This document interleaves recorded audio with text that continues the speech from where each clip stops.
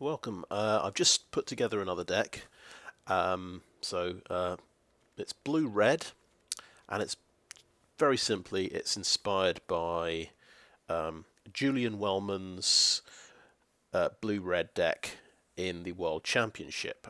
He's at the top of the standings at the moment. So in the standard portion, he went 4-1. He's 7-1 overall. There's some very big differences. Now I've still only got the one Haughty Djinn.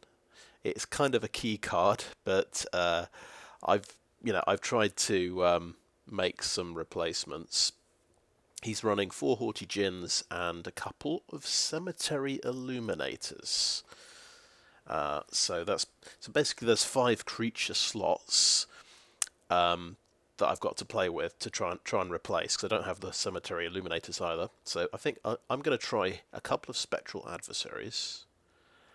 And because I noticed he's running 4 Fable of the Mirror Breaker, I was thinking, well, what's a good creature to copy?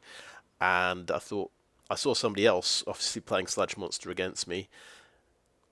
It's a really fantastic creature to copy if you can get there. So because it can you enter the battlefield, is you basically put a slime counter on another creature and turn it into a vanilla 2/2, which I think could be absolutely fantastic. I've added a Hullbreaker Horror because that makes a lot of sense to me. I was watching another video. A guy was running Lier, Disciple of the Drowned with Hullbreaker Horror, because the two together it's a very powerful lock in the late game. So I thought, yes, let's do that as well.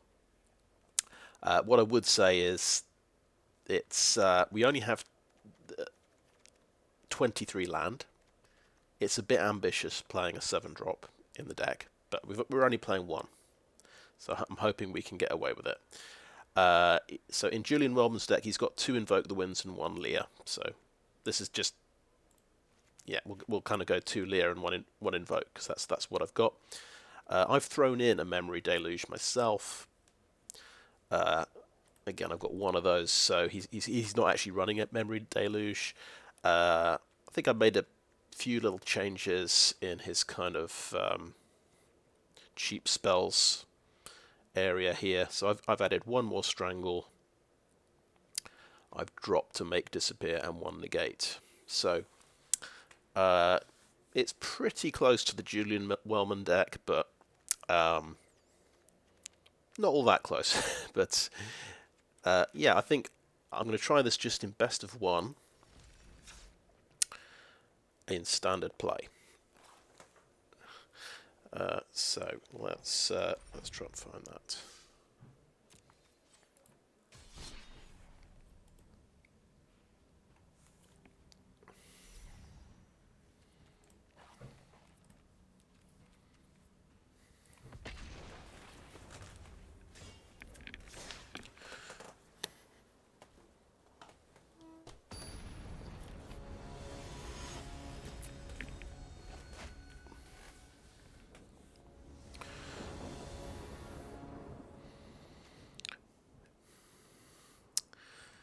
Okay, right, we get a 1-lander immediately.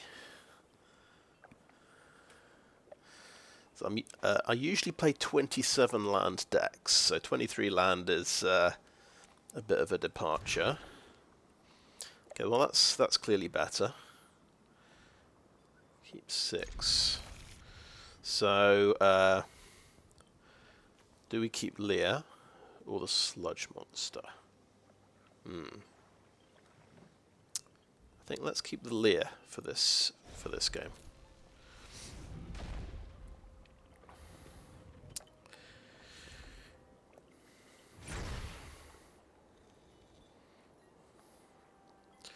So I think what I'm worried about in best of 1 in standard play, lots of people play mono red aggro to just get their first wins, and that's maybe where Negate isn't very good.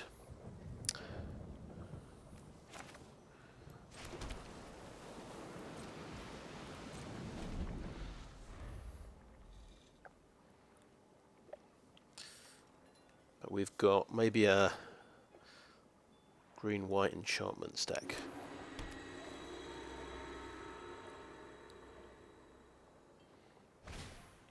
Yeah, looks like it. I will consider, and I won't mind getting another land.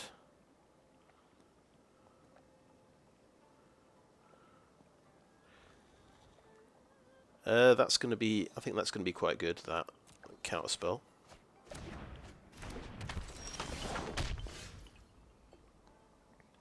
Oh, yeah, I've got white in the deck, and this is a, yeah, I didn't quite fix the land base from like the previous configuration. Now we could strangle this guy. I think I'll go ahead and strangle this guy, because he just could potentially cast 3 spells next turn if that stays on the board. Okay, Visitor.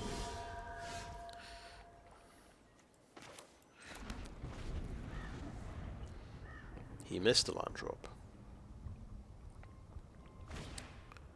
Weaver of Harmony. Okay, let's make disappear on that one.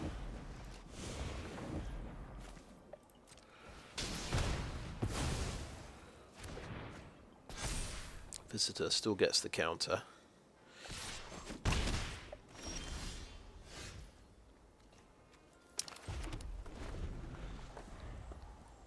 And we've not hit double blue yet.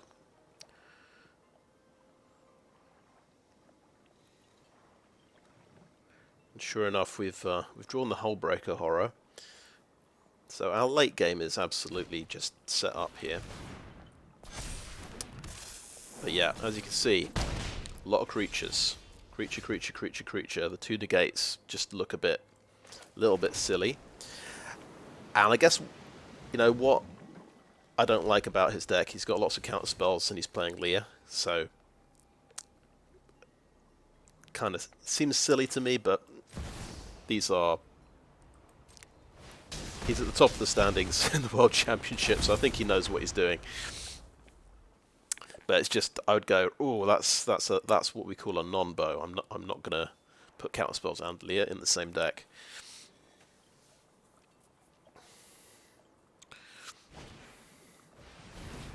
Oh, Michiko's Reign of Truth. I guess he missed his land drop there.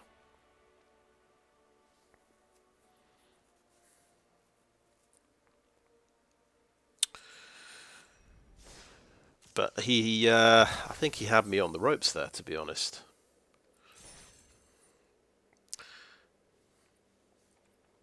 I am just going to check the store. Let's see what's in the store today. Cauldron Familiar card style. Oh look, it's a cat theme. Okay. Oh, Soul of Windgrace is a sort of a giant cat thing. Right, do we go straight into ranked with this? Yeah. Let's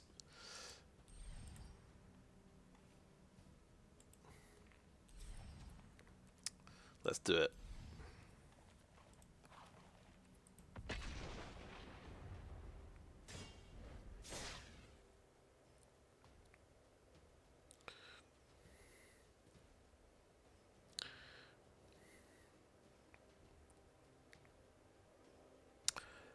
What I'd quite like to do, drop the 2 negates and put in more red burn. Put in another Strangle. Maybe put in that red blue damage spell that lets you draw a card. Fires of Victory. That seems like a good one.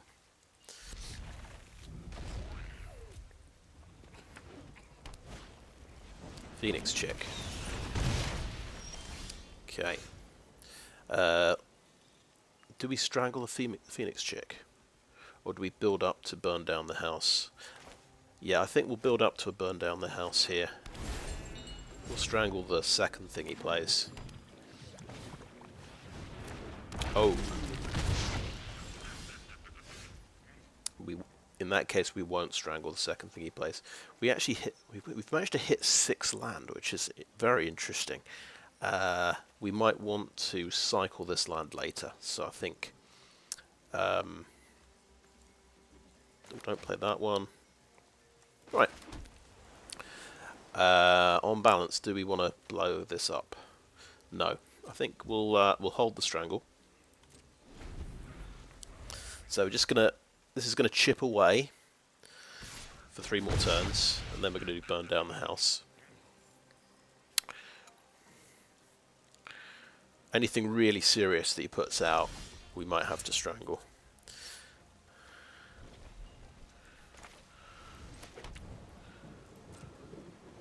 We'll just sort of chill.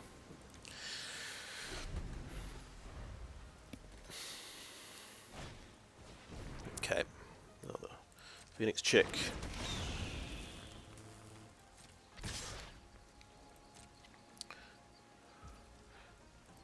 So down to 15. Next turn we'll be down to 13. So I think we cycle the Xander's Lounge here.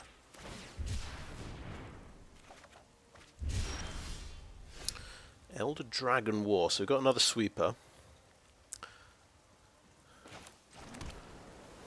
We'll go next.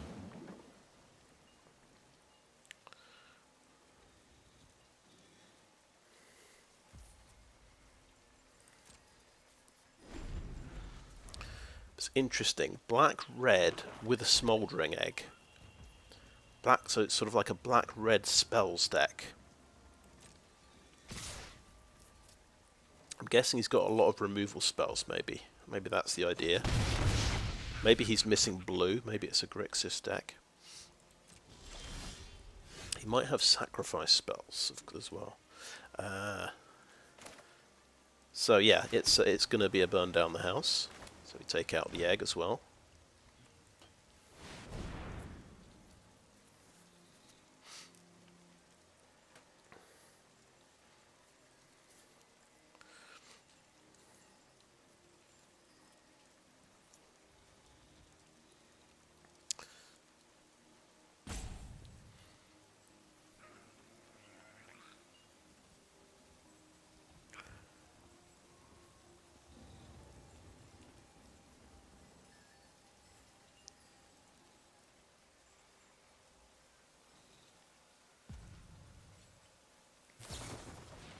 Play with fire to the dome.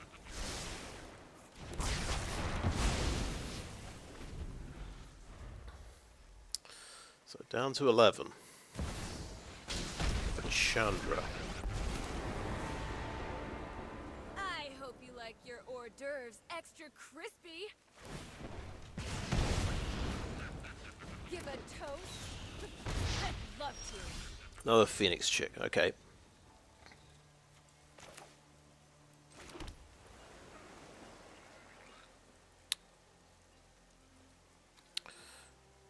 Yeah, definitely take out Chandra like that.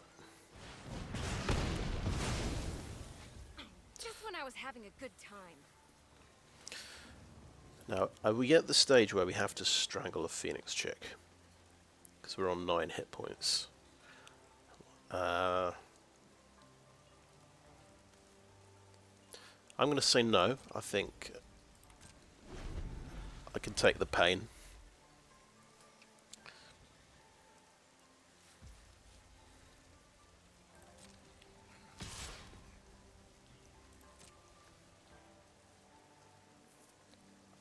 Oh, I've got to remember I can discard cards to Elder Dragon War. Okay, another egg. Fair enough.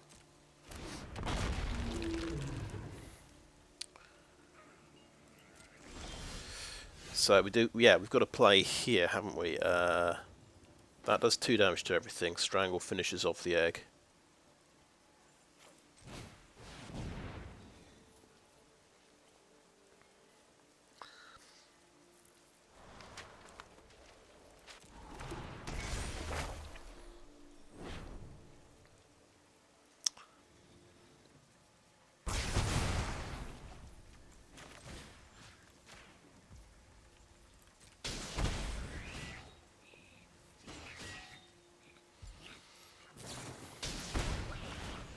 Ooh.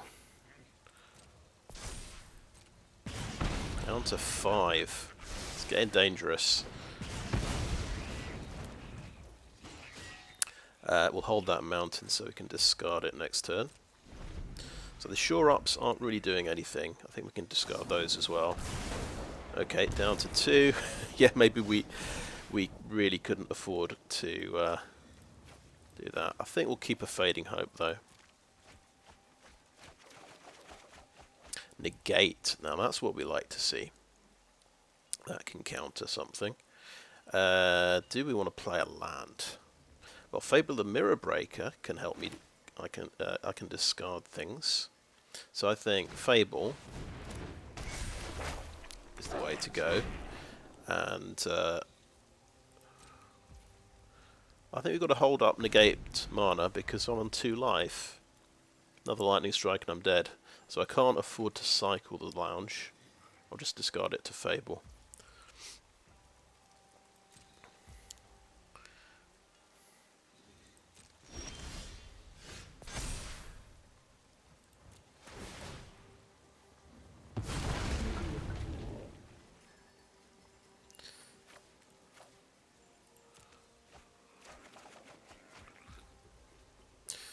Right, but I think an extra land might be quite useful.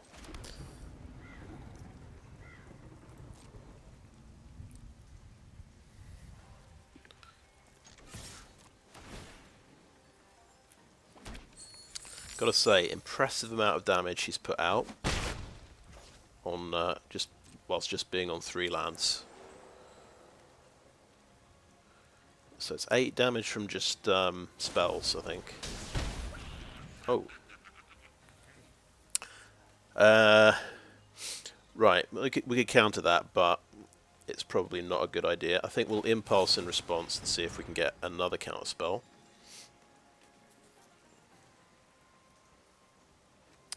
That's a nice one. I think we want that. I think, yeah, you did it. You got him.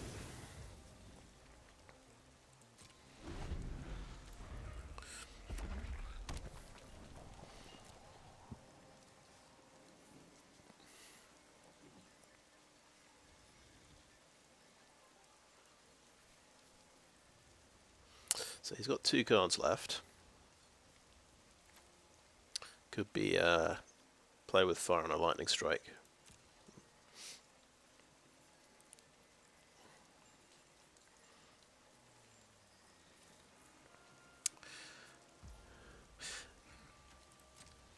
Now, end of his turn, I can Memory Deluge because I've still got 2 mana up for the negate. But it means he knows if he's got 2 burn spells, he can win. But I'll take the risk.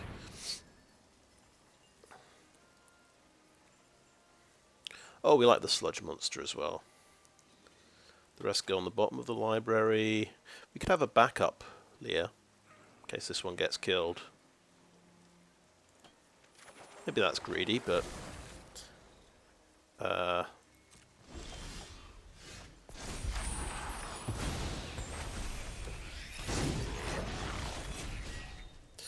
so I think right now, as soon as I play Lier, I can't counter any spells, which is a bit of a problem.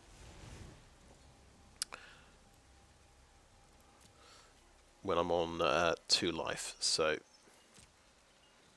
think we'll just swing in with this guy.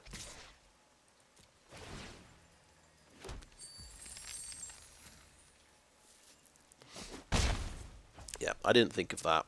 So I think the safest thing to do here is play the Fable.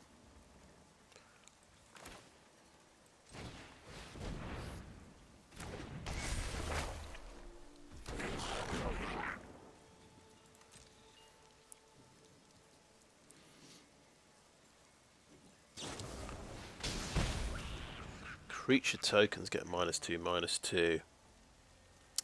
Fair enough. It's a good spell, that. It's the new meat hook, I suppose. Bloodthirsty adversary. Okay. Right, that's kind of bad news, isn't it?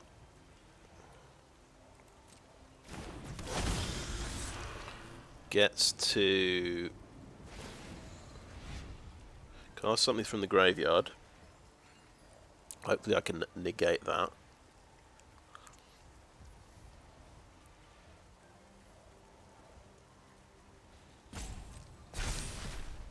It gets to be a 3/3.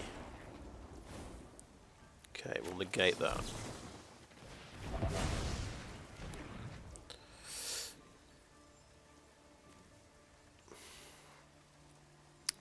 Right, now adversary's a bit of a problem. Don't want to chump block with this guy. I can't afford to bounce Bloodthirsty Adversary, right? Because then next turn I get blown up.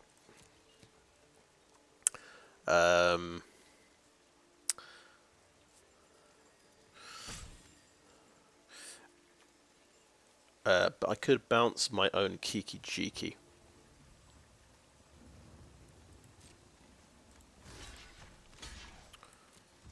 I like that option.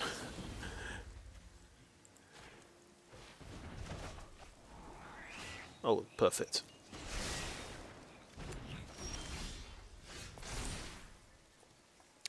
Okay, I think we lose one Lier. I quite like the sludge monster.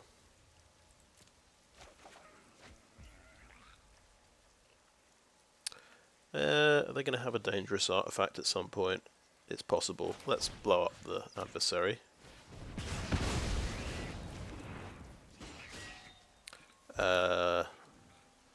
Make a fable. So if 4, 5, 6, 7, 8. He just has to top deck some burn and I'm dead. But I don't think I can dig for a counterspell and survive. There's... Right, sludge monster.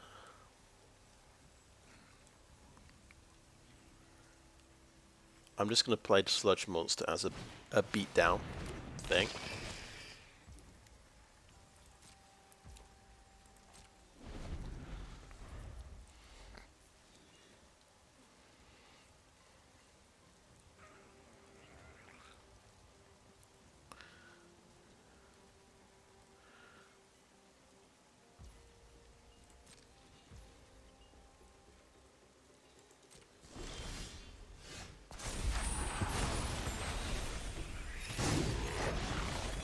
Right, 4, 5, 6, 7, 8, 9. Right, we've got to hold up Memory Deluge mana so we can try and find a counterspell. I think that is about the size of things here.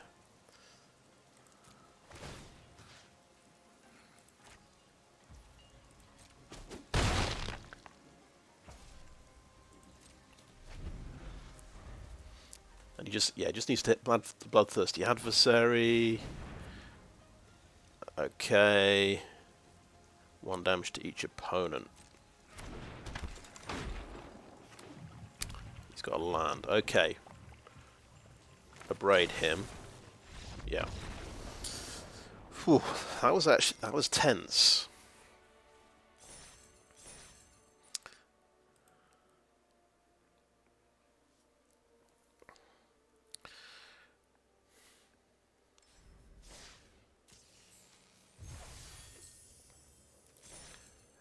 Now, yeah, I want to change the deck, but I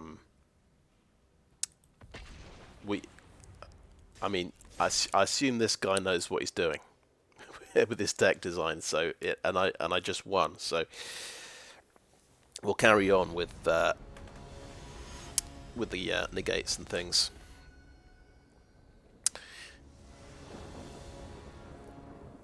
Oh, we forgot about this silly land. The idea was we'd play the previous deck. I was going to play Hurloon Battle him, so I had a bit of a life gain.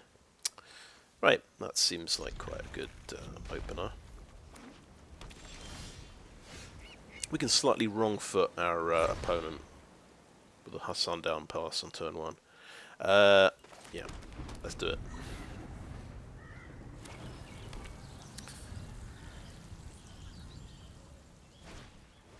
It's a Denic. Right.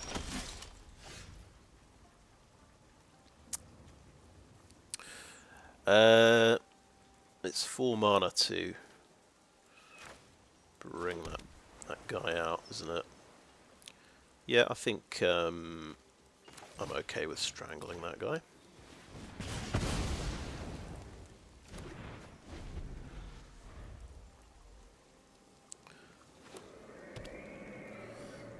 Right, so this is the Esper deck. It's been I think, yes, that's the 22 out of the 32 decks in Standard at Worlds were Esper.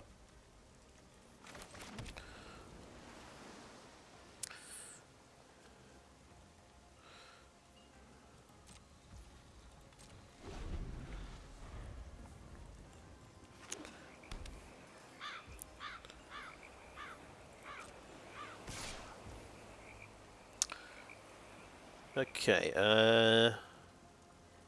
let's go for a Fading Hope here. Save a bit of damage. Fable, that's good, that's what we want to see.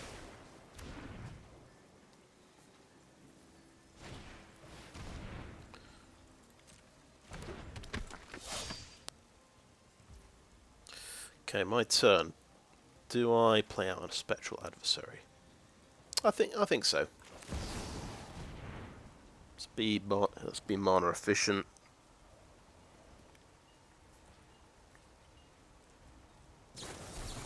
Okay, it's getting countered, fair enough.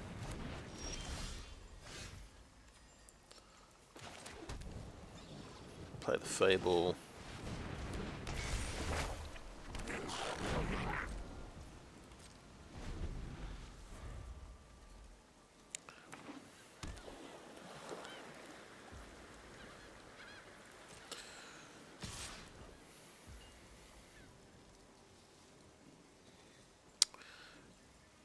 Right, take 3 or trade off.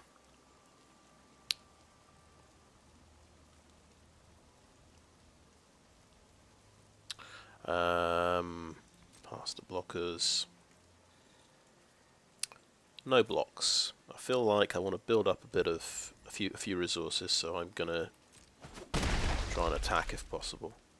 See what? Yeah, he does have the Danik to play. Another underdog.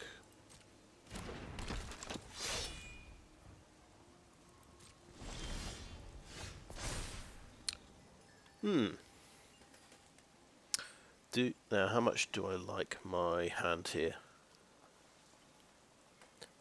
It would not be bad to get another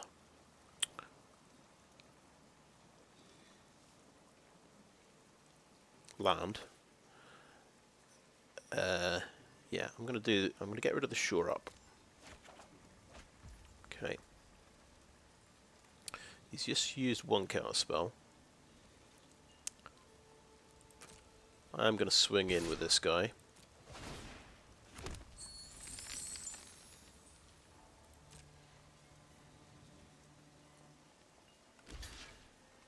Okay.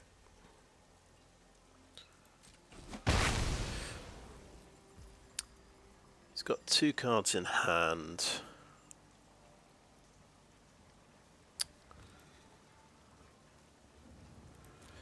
I think I want to try Lier, Disciple of the Drowned, just because I can. She might get countered, but it's worth a shot. It's a blocker, and it gives me all of these cards back.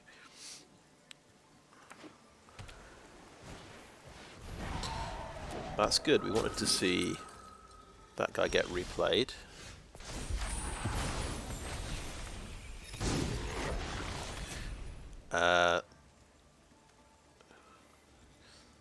So, Elder Dragon War could just run into a counter spell. We want to just try and strangle Danik, like that. What am I talking about? What am I talking about? Spells can't be countered. Lier actually resolved, so I could just do Elder Dragon War. But it would kill my own dude. Interesting. I thought that would be a long slog against that Esper deck, because, you know, it's kind of a grindy deck.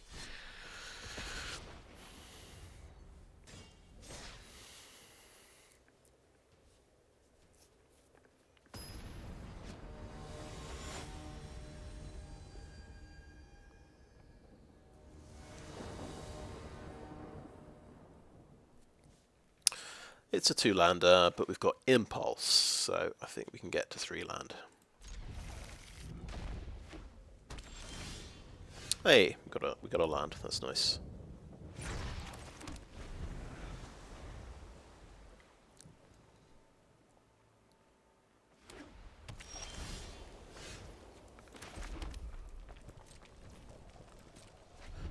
So is this Selesnya enchantments? It's banned. They might be running the. I think Bolt the Bird applies here. We don't want them to ramp. Could be a domain deck, of course. Let's go for Fable, actually. So, you know, shields down, but we've got answers in our hand. Topiary Stomper, right. Good. Yep, that's something I can't deal with at the moment. Need this land.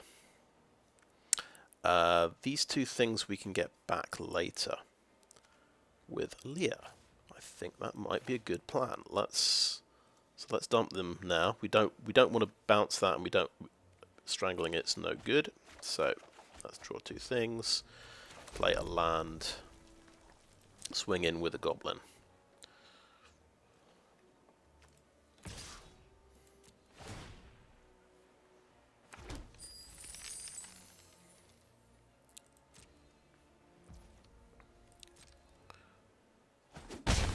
And I think go ahead and play Fable number 2.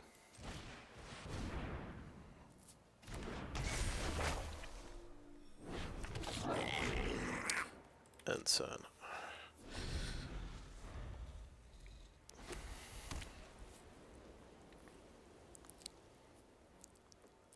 So he didn't need that ramp card. He's hit all his land drops.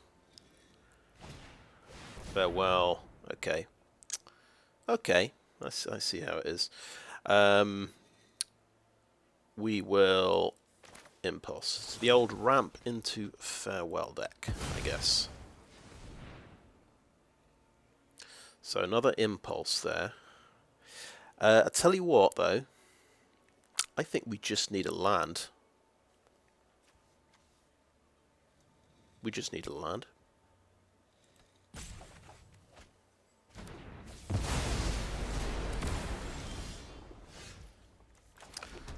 Play Lier. Oh, we've got no graveyard anymore, but never mind. Titan of Industry, sure.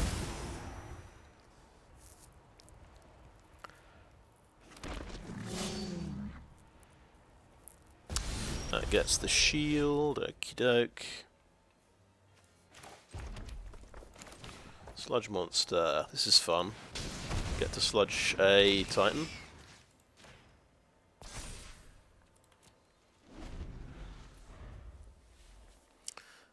So it's the old ramp into farewell and Titan deck.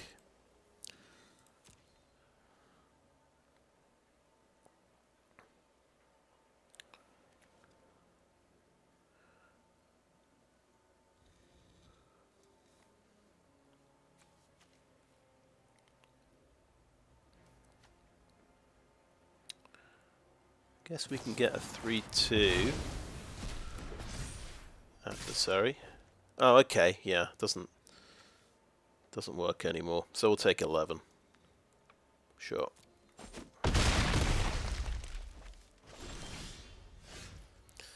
Fading Hope is an answer for Rhino Warrior.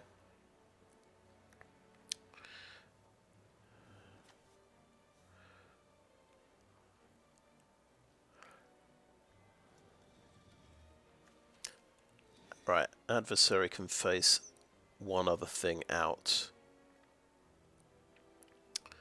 So this could stop one Titan of Industry attack, I guess.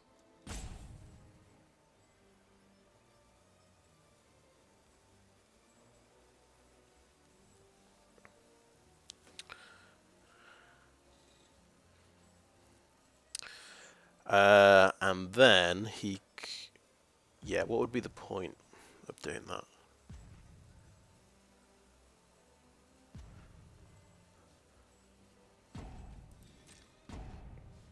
So my feeling is I'm not blocking with Lier. I'm just going to go in and attack.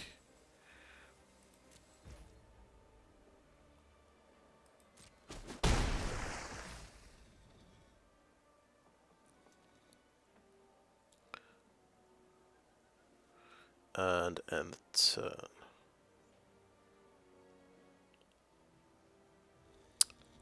Okay, I think I've got an idea.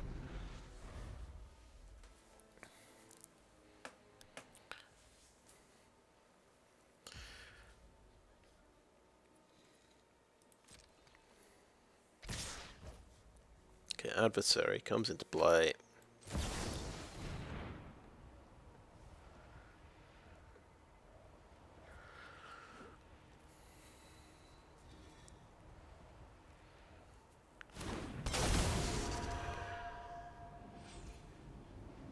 Order pay that. Phase out a Titan.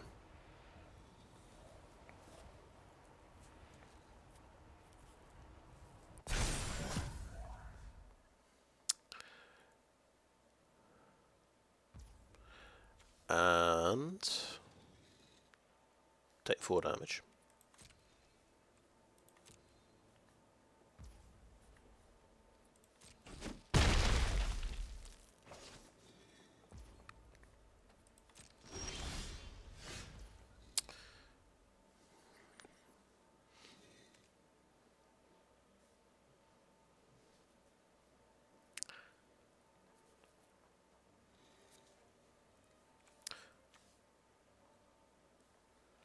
Okay, we will Fading Hope now on this guy.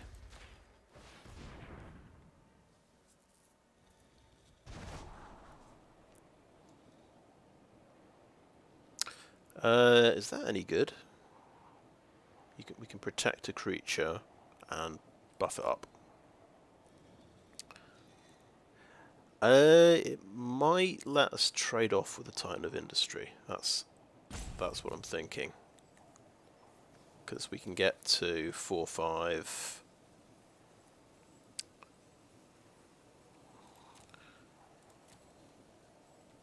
Yeah, I think I'm okay with that.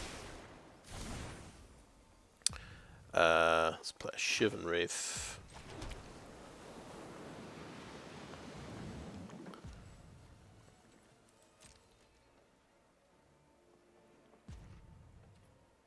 Well, we can trade off with the Titan with these two. I think we might just have to do that. I don't want a Fading Hope a Titan.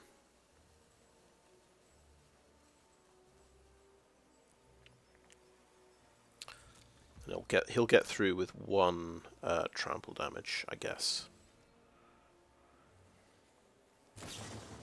Okay, Hullbreaker Horror's not ideal.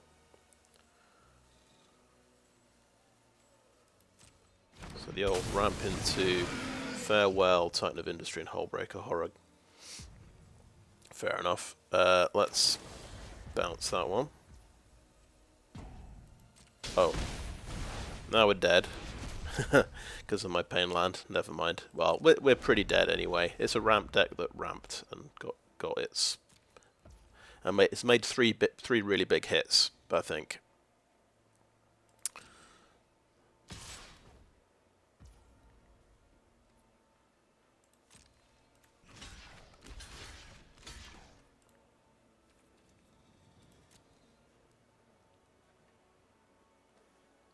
And had the removal for the sludge monster, which was supposed to deal with big creatures.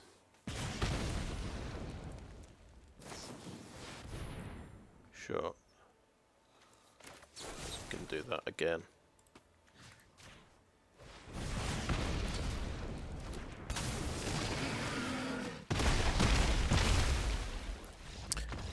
But yeah, interesting game. Now we used an early counter spell on his ramp spell.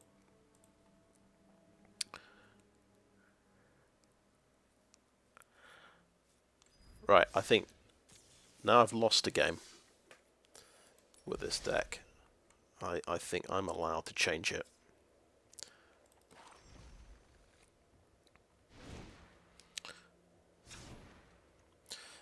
I don't like counter spells. I'm just going to cut the counter spells, especially when I'm running 2 Lier. We'll go up to... Ooh, I've only got 3 Strangles.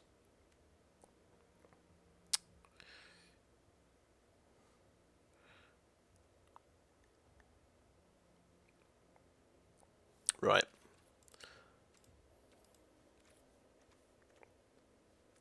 I think I can stretch to a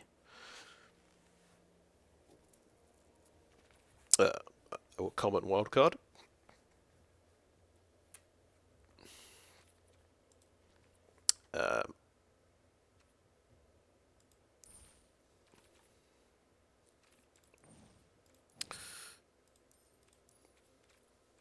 Yeah, we're going to look for slip out the back. Let's chuck in 1 slip out the back as well. Oops. These are basically like counter spells, but you can cast them with Lier. So I think that seems pretty good to me.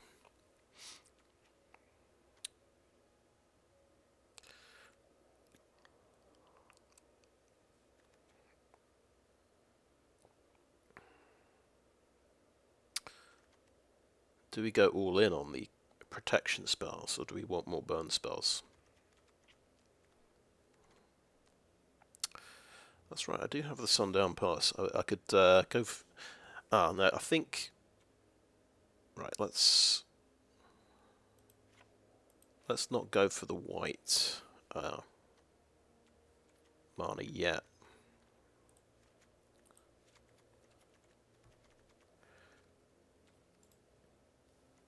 The card I was talking about earlier was Fires of Victory.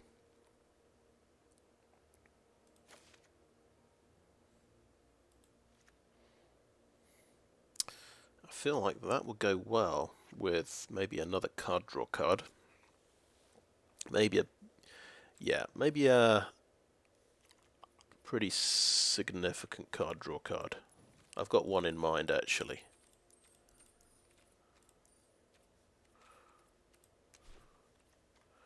Silver Scrutiny. Just chuck in a Silver Scrutiny.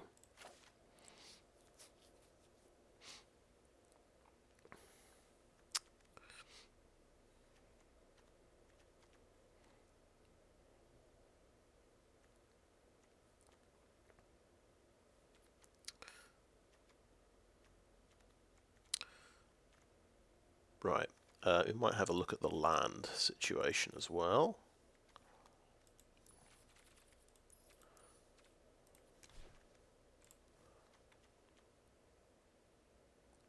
So we're running Xander's Lounge. I'm sure we've got all the rare land we could be playing.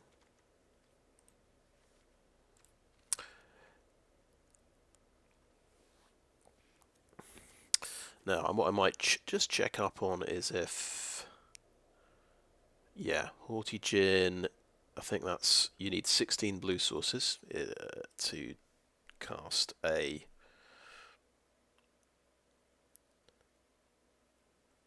CC1. No, it's 18, my mistake.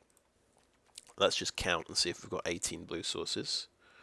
4 plus 5 is 9, 10... 17 blue sources. Okay.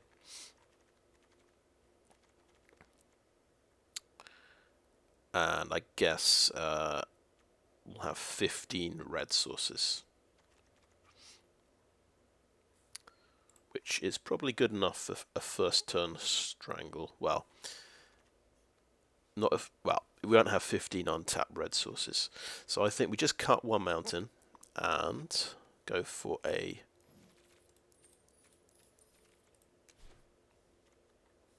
Sweetwater Cliffs, I think.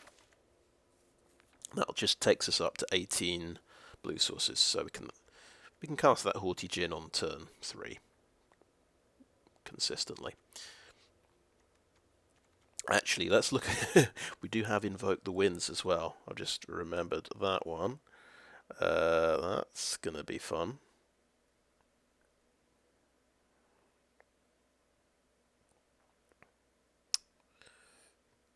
I think, yeah, it's not even on the list here. I'm talking about this is on channelfireball.com. How many coloured mana sources do you need to consistently cast your spells? There's an updated version. It might have the invoke spells on it.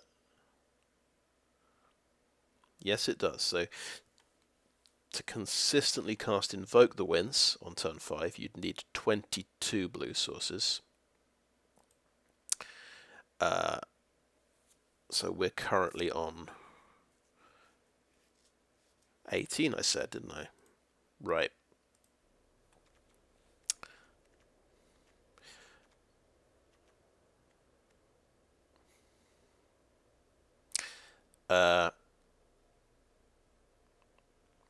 So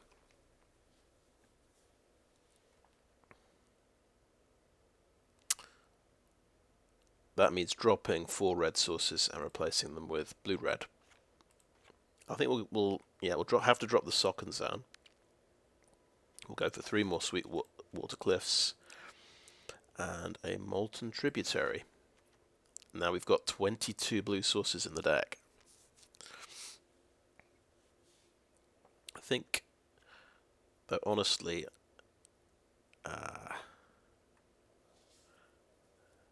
we'll keep the mountain there in case somebody uses both Seiju, who endures, on one of our enchantments, so we can search for a mountain if we need it. As for red, we need 2 red and 2 for Elder Dragonmaw on turn 4, which needs 16 sources. I'm sure we have 16 sources. I just counted them, didn't I? It was 15.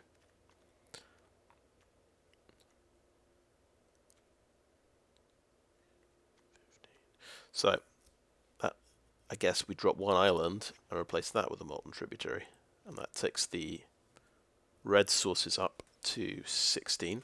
Now this is adding a lot of tap lands to the deck. 6. No, that's not, yeah. We now have 9 tap lands in the deck. We'll see how bad that is, but we should be able to consistently cast all our spells. I think it's a 90% chance or better to cast it on the right turn.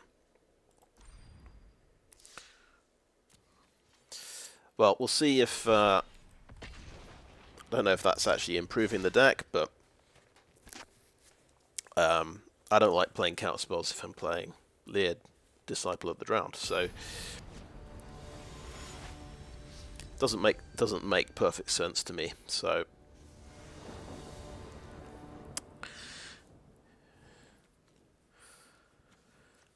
right, wow, we didn't draw any of our tap lands. It's a very lucky opening hand.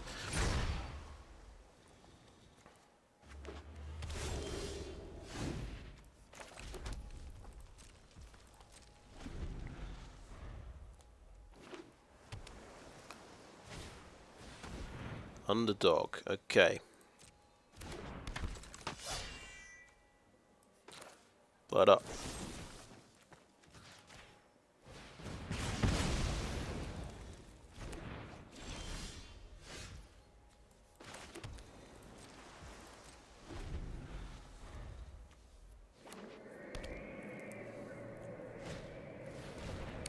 Underdog. We don't want to Fires of Victory, I guess. We could Rending Flame. But let's Impulse for a better option at end of turn. I guess Strangle's pretty good.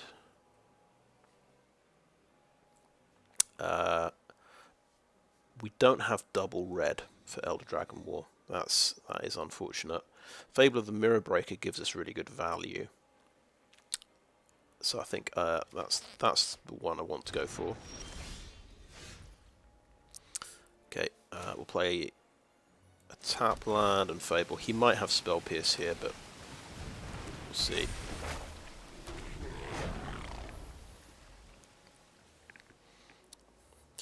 And we're doing well for mana. I think we just trade off with the Goblin here.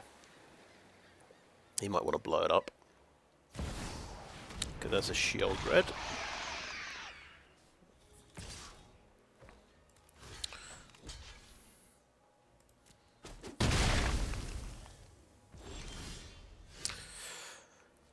Okay, right now, Fires of Victory does 3 damage. After I draw it, does 4 damage. If I play a land and replace it, it does 4 damage, right? Or we could just Rending Flame.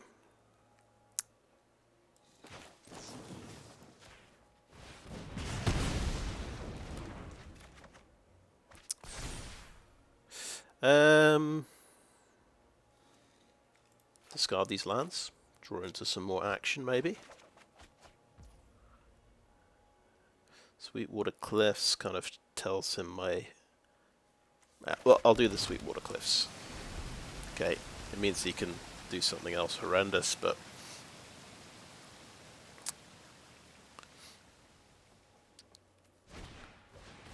oh, good. The Fiend's Informant. That's not as scary.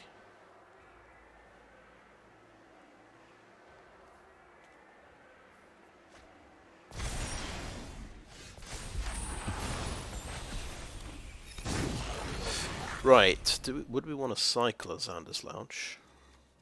Or play it? Considering we've got Fires of Victory. I think we'll hold on to our lands.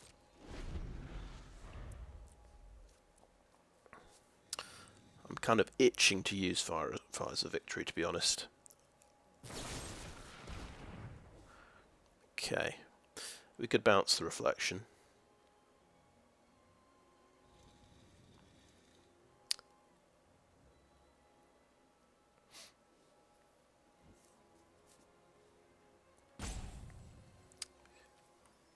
So he's got a very efficient turn here because he's got 4 cards. He can probably counterspell Fires of Victory.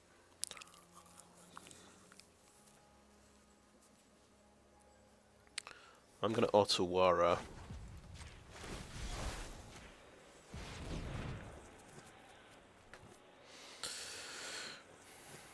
Because that's not counterable.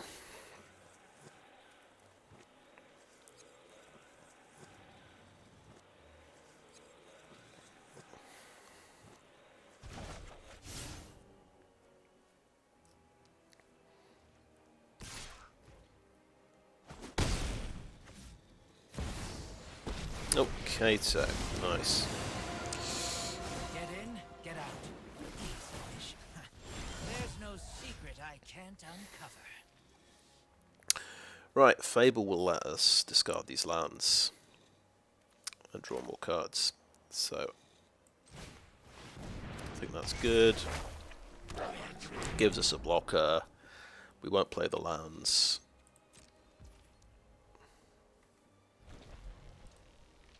So just thinking Haughty Djinn is going to be 3/4.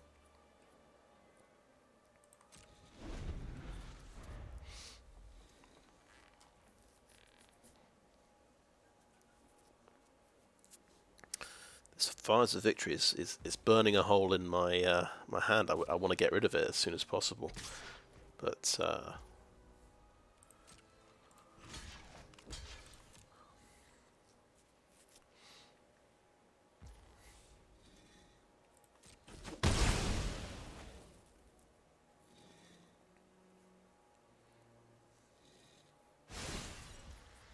Yeah, that's a good point.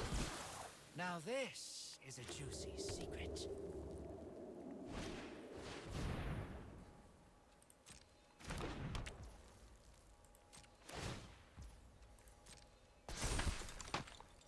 Okay, my turn. We have a protection spell and a Haughty Djinn. Right, Fires of Victory can do 5 damage to Kato, but he has a counter spell up. I've got Haughty Djinn plus Shore Up, so that seems quite good. That is another way of threatening Kato.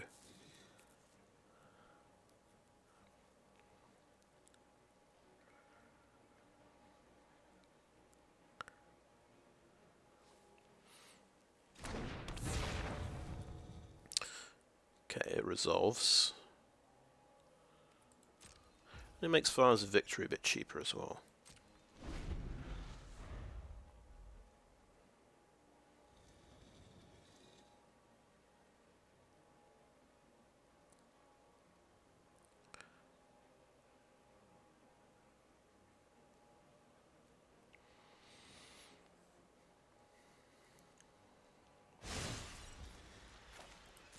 Okay, he's going to do his draw and discard. I know something you don't know.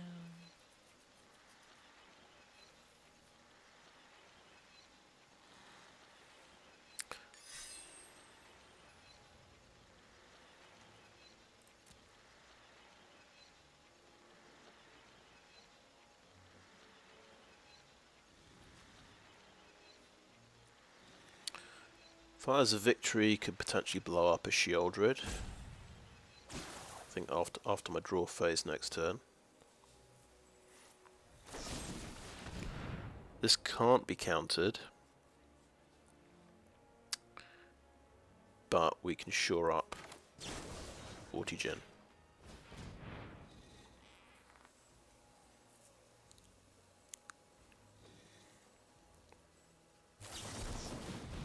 Now he's going to counter that. That's fair enough.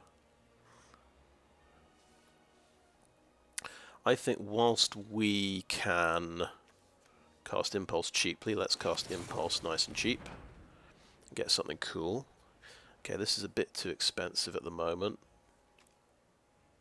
So that grabs an artifact or a creature. Could be very good, Invoke the Winds, and we can cast it. That's a good answer to the next Sheoldred, so I think that's pretty cool. Let's grab it.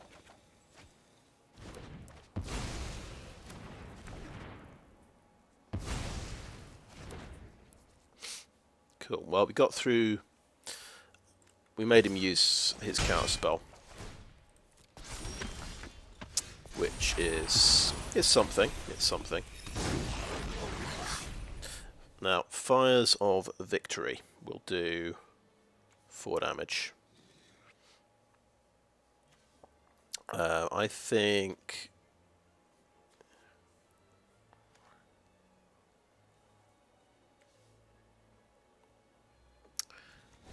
So Lier gives us access to quite a few things.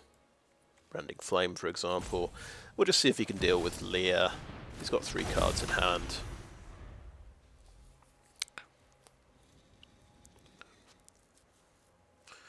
He probably wants to take out Kiki Jiki as well. So one of them's a land. He can draw and discard with Kato.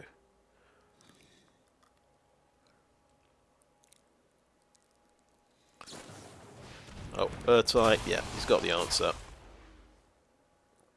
Killing Lier, yeah. Okay. Makes sense.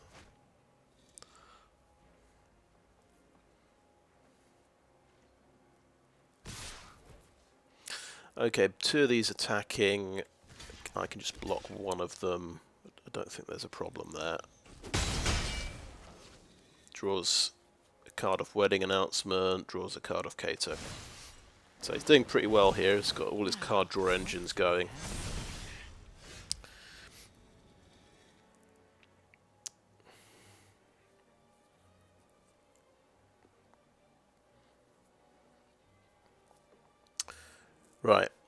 actually...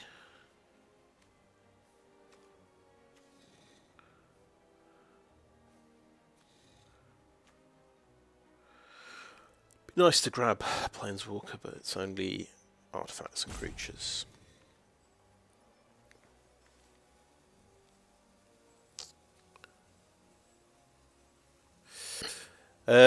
Interesting.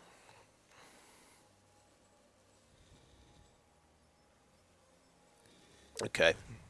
I'm thinking Invoke the Winds on Urtai. Play an island.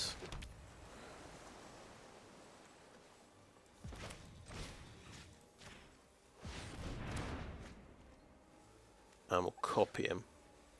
Whoa, whoa, whoa, whoa.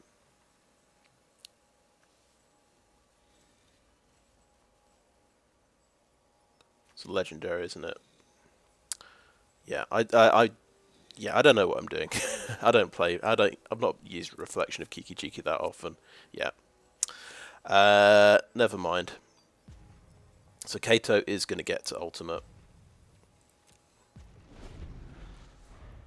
So the correct play, Sludge Monster, copy Sludge Monster.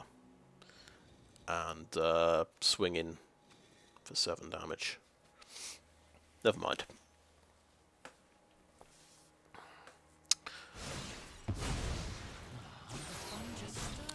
So he's got to do combat damage to trigger this. Interesting. I've not played again. I don't think I've seen the Kato Ultimate for a very long time, or at all. There's Rafine.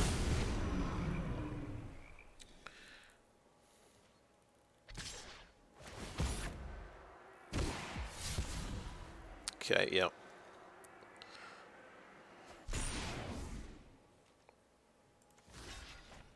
Just block with that, because Urtai's useless. He might have a Wandering Emperor as well. He has a Wandering Emperor, sure. Why not? I'm not overconfident. You're just we've got the edge in this fight. Right. Fires of Victory does 4 damage. Is it finally the time? If I kick it. Problem. He's got the Kato ult, so this is going to swing in. I think it's still not time for Fires of Victory. I think we have to Sludge Monster. Cool, I can play another land. That's crucial, actually. Sludge Monster. Targeting Rafine.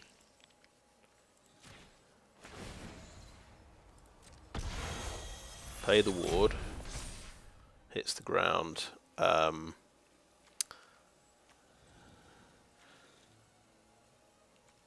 Copy Sludge Monster. Submit 0. Swing at Wandering Emperor. Submit 0 again. But I think he can still get through and do combat damage. We'll take out Wandering Emperor. That's pretty good. I guess that's it then. But pretty nice. The Kiki Jiki Sludge Monster combo seems to work.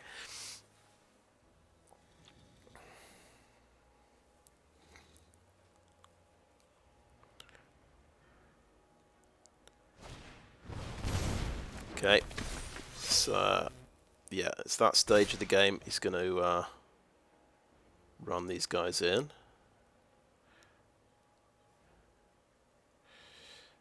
He does the most damage, but I can take one of these guys off the board. I'll actually take the token off the board.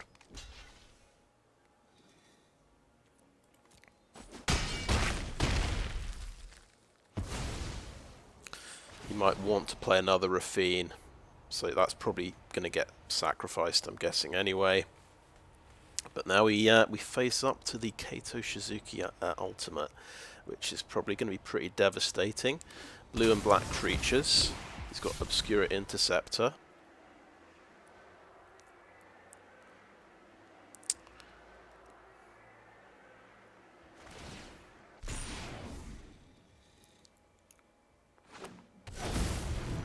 And there you go. There's the other Rafine.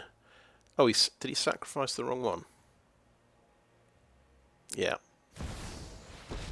Another Kato. Okay. With the right tools, Draw a card. I know something you don't know. Draw another card. He's gonna draw through his deck at this rate. Okay, it's finally time. It's Fires of Victory time. Kicker. Get rid of that thing. Great.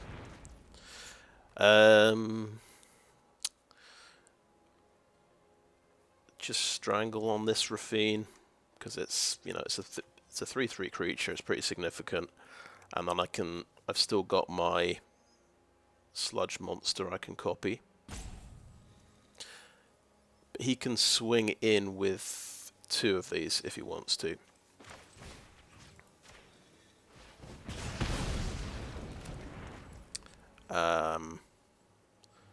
So yeah, I'm going to be on the defensive here because of obviously the Kato ultimate is pretty devastating.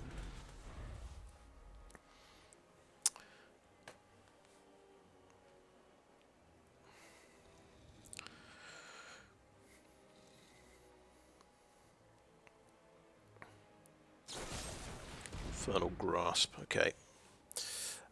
We will copy Sludge Monster in response to that.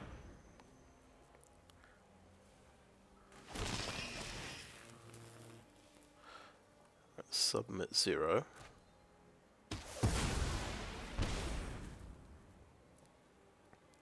So we can at least block one thing, which is probably a Tenacious Underdog. But if he's got another Infernal Grasp, he can kill that and get through and get another creature out of his deck. Now this is a juicy secret.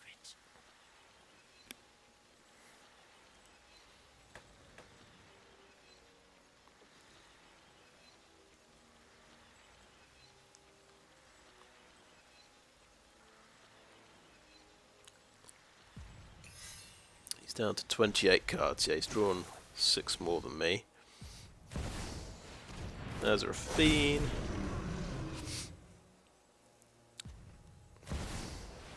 Okay, there's a Liliana. Gonna make me discard something. That's rough. You're telling me what you know about the Raven Man.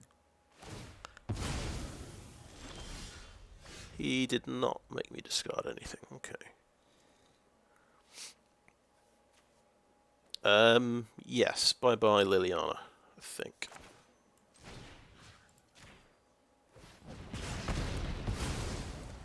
Oh, that's my cue to leave. Right, Spectral Adversary. That's 5 mana if I want to phase this guy out. Or I could flash it in and copy it for 3 mana. And that means I can play Fable out of my hand.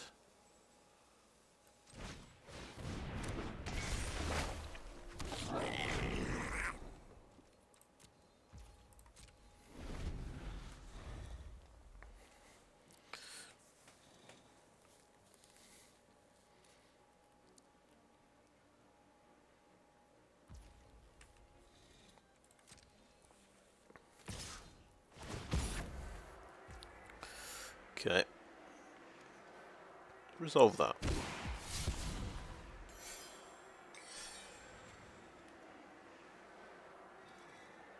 I think we'll play a Spectral Adversary.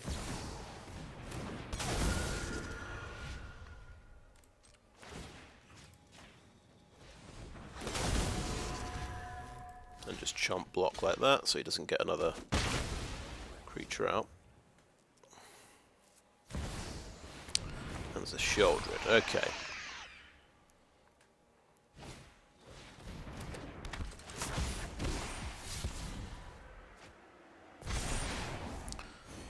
All 4 Tenacious Underdogs are in the graveyard. I've got all kinds of connections. Now, technically, if we want to save 2 life points, we can copy adversary, phase out Shieldred. Phasing out, but sure, yeah, Shieldred will phase in. I think we take the 2 damage. See what we draw. It's a short up.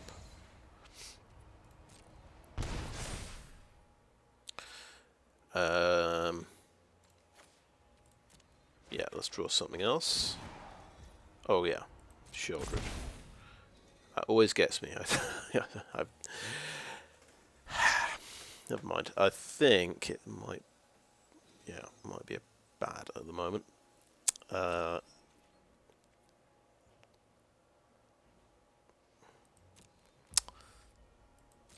We might be in trouble. It's quite possible we're in trouble. But I think what might be fun, copy Spectral Adversary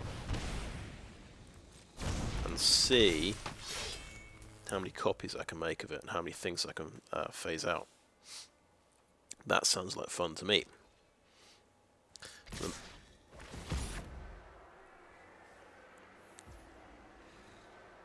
Okay. Jesus.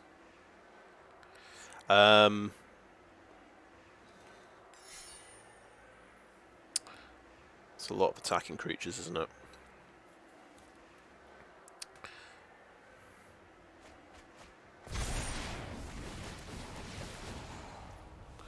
Now, if I had bounced that in response to him targeting it, would all of that conniving have failed?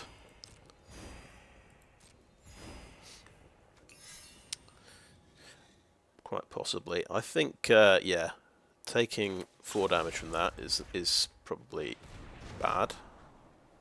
Let's put that on the bottom.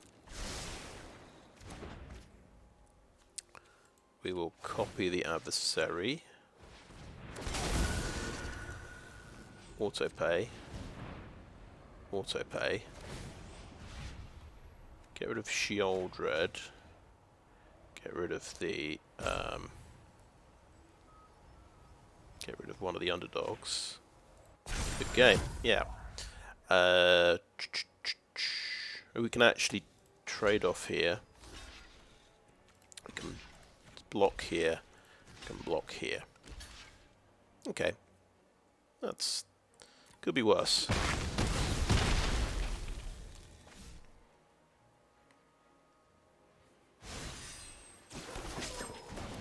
It's like your defenses aren't even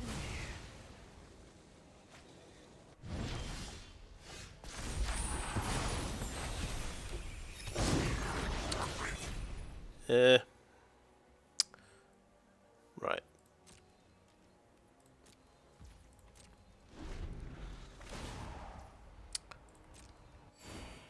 Only trouble. Yeah, I've got to tap all these. I've got to tap these guys to make the blockers.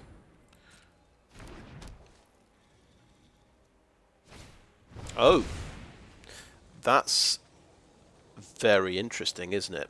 If you phase out an underdog that's been blitzed, doesn't get sacrificed, and it stays in play.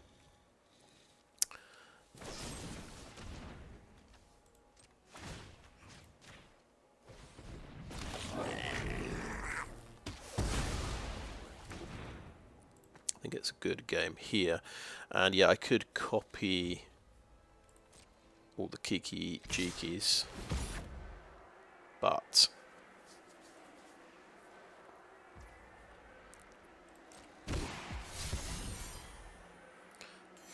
okay, it's down to 11 cards.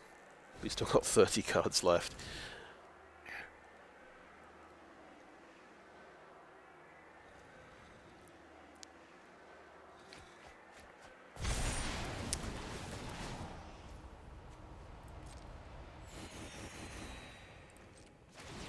Oh, no. I want to go to blockers, please.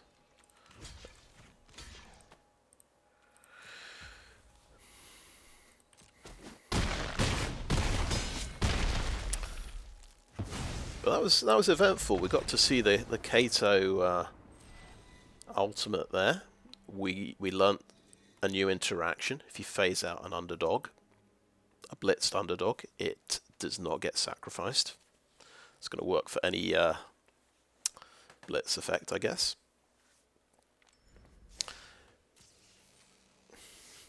Blue-black underdog and phasing deck incoming, I guess. Spectral adversary and underdog. Phase out your own underdogs to keep them in play.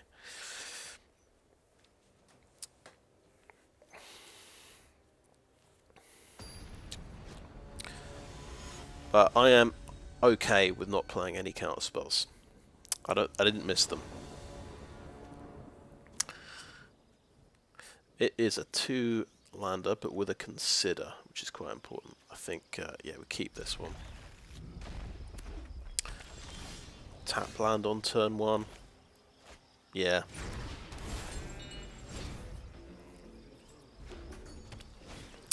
So red deck. Got Radis Firebrand. Could just chuck a Spectral Adversary in the way.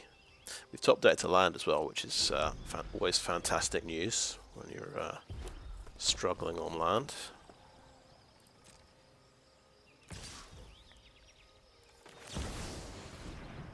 See if it gets blown up with direct damage. Very good chance, I would say. Lightning Strike. Soak to Lightning Strike, okay.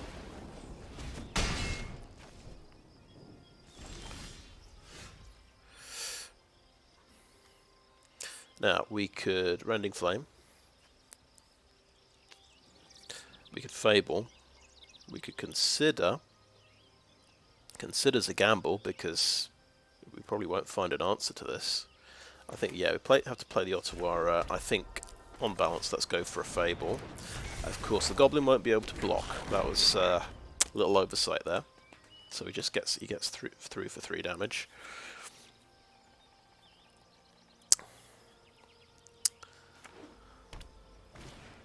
Thundering Ratio, okay.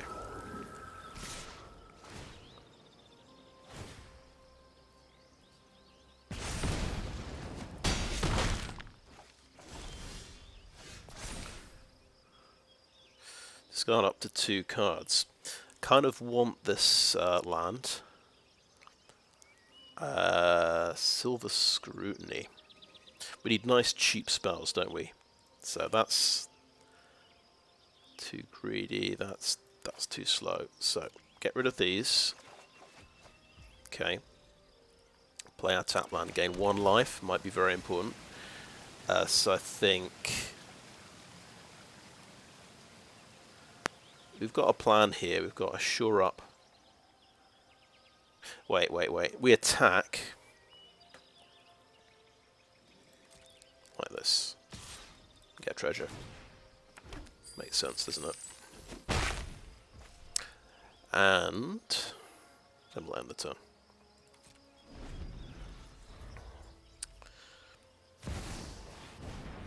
Chandra.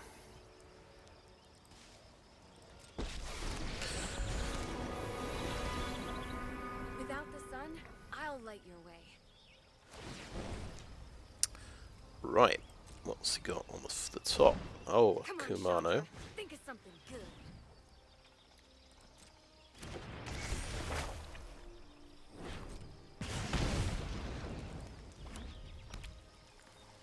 Plays a land. Okay, pass to attackers. So he can't block. Thundering Raiju. He's going to put a counter on himself. Okay, Rending Flame on the Raiju. Oh, he's a spirit. He took 2 damage. And Fading Hope on the Radar. It looks like he's only got 1 mana, so he can't replay that this turn. That has bought me some time. I think we like the Impulse. I think that's a good one.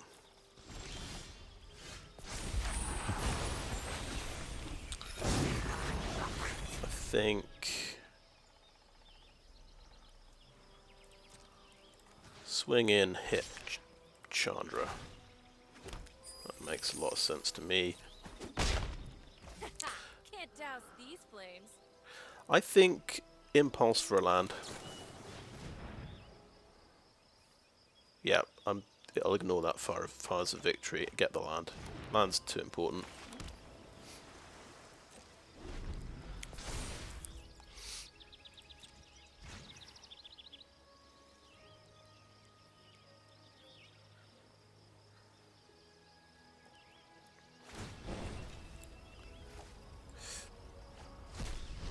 Maybe I should have gone with fire's a victory, to be honest. Could have just blown up Chandra. Right, yep. So, Radha is out.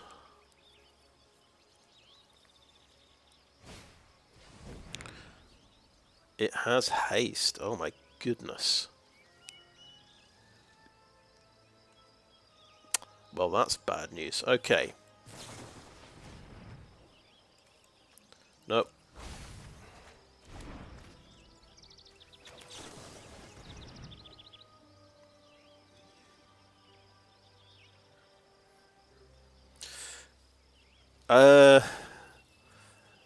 Desperate times call for desperate measures, maybe.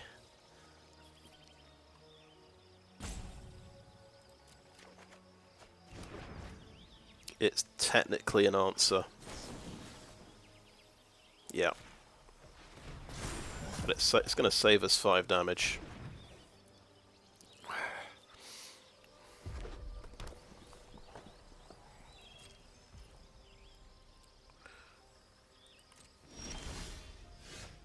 Oh, and we get the Fading Hope. Oh, that is lovely.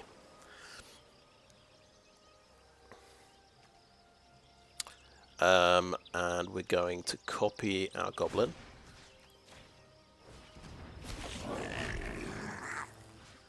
Swing in to this guy. And we've got a shore up as well, which is very important.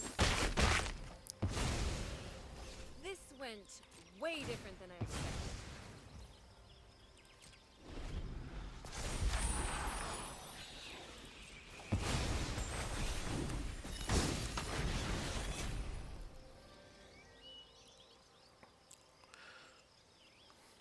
Thinking Fading Hope on Radha's Firebrand before he declares attackers, because he can still make something unable to block. Stormseeker. That's pretty ugly. Well, I think I'm going to Fading Hope the Firebrand. That was a mistake. Why did I do that? Okay. Adversary might be good. Now he can replay Firebrand and give it haste, which is not good.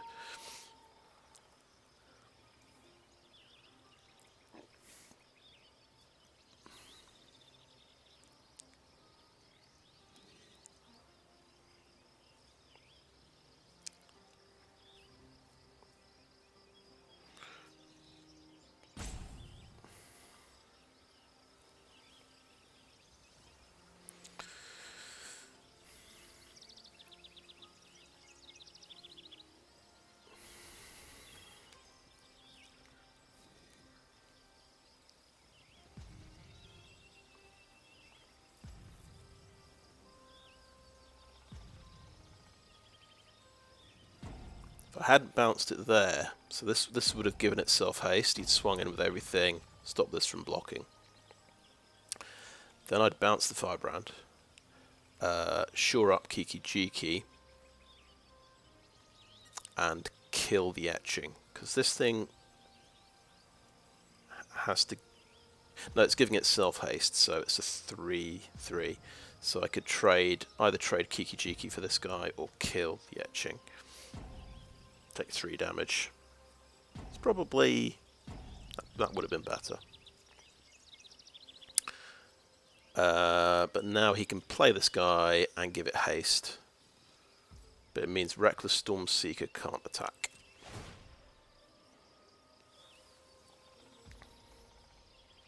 Okay. He didn't play it. Okay, pass to attackers.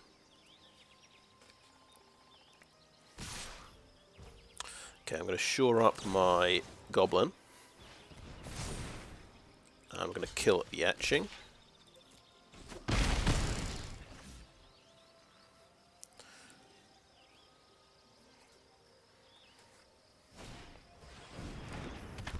So it's quite nice. We've got to see how good shore up is. We've got to see how good slip out the back is. Right, adversary's going to basically come out next turn. It's 2 mana. You pay. So, yeah, we can phase out 2 things. Seems fine.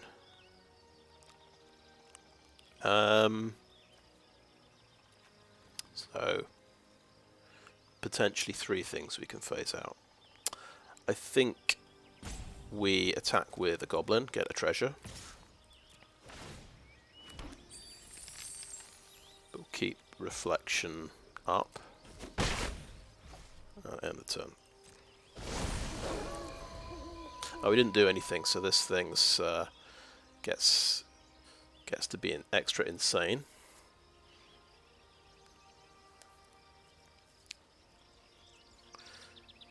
How many times can we activate this? Oh no, Sokenzan. That's a lot of damage.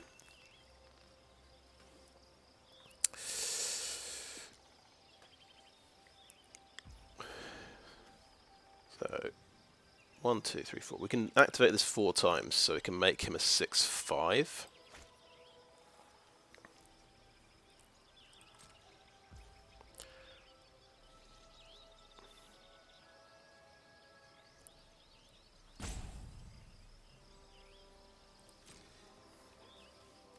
We only want to activate him 3 times, right?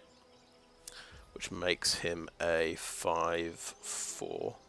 Yeah, you're not going to be able to block, that's okay.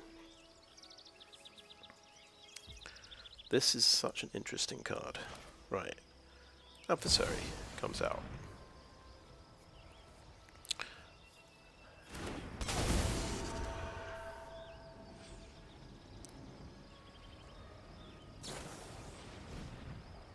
Play with fire. Okay. Reflection copies him.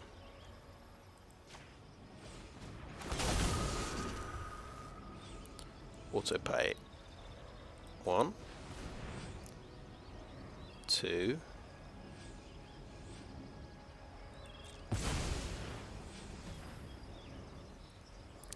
3.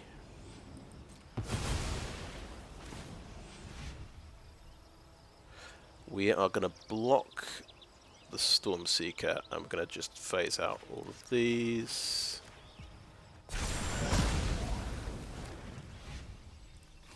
Pretty good.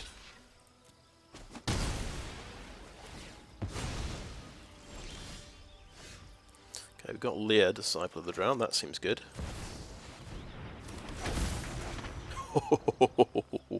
Yeah, that does seem good. Right. Let's swing in with a goblin. That might be, hopefully that's not a mistake, but I think I've got options. And end the turn. Oh yeah, we've got Shore Up to untap the goblin. Okay, yeah. +2/+2 till end of turn. Do we need to Rending Flame that? Yeah. I'm going to say yes, we do.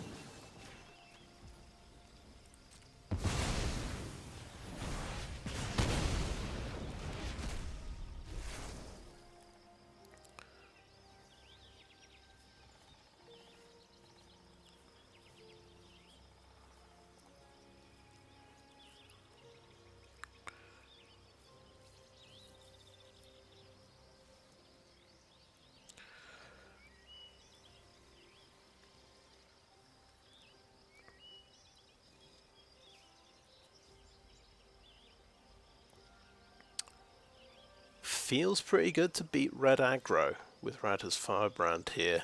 I always lose to this deck usually. Spectral Adversary has been fantastic actually.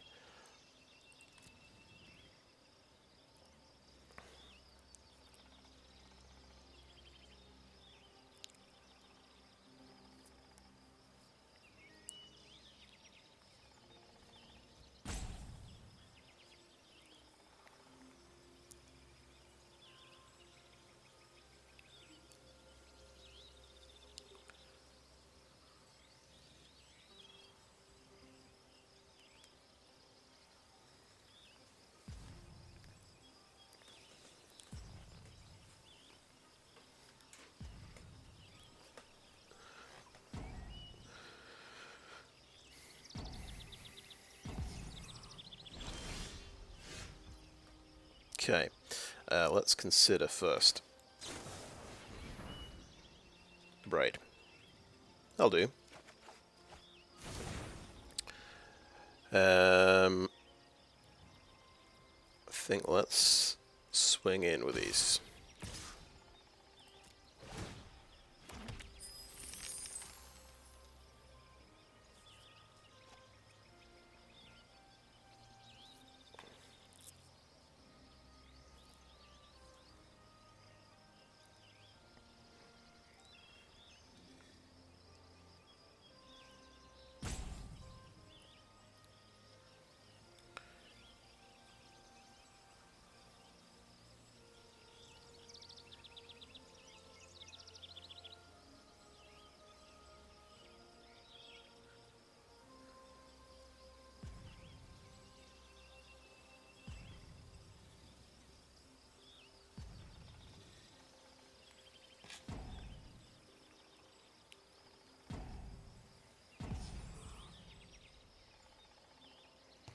Okay, damage is through. I'm going to do one consider. I'm just going to try and find a land. Yay, that'll do. And then end the turn.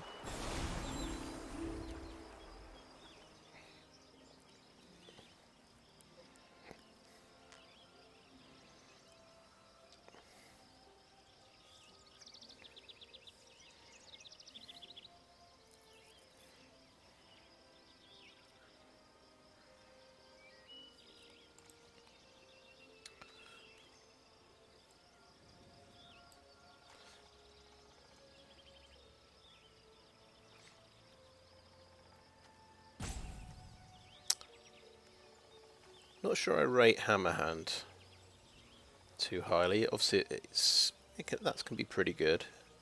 I guess yeah. It's another sort of haste enabler. Takes out a blocker. I suppose it's basically its card disadvantage, really, isn't it? Which is what red is all about. Just about leveraging its cards to reduce your life total to 0. But if you're already playing a lot of hasters, it's sort of seems not as good.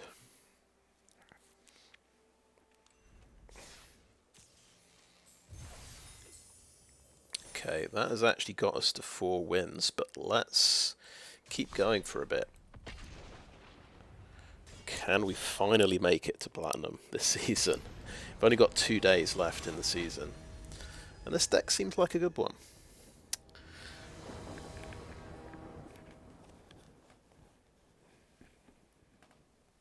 Okay, a couple of tap lands. Bit of a slow start. Got... yeah. Couple of top end cards. It's not a good hand. We are going to keep it, however, because it's a 3-lander. I can't ditch a 3-lander when it's got both my colours of mana. It's too hard. Right, we hit another land. That's good.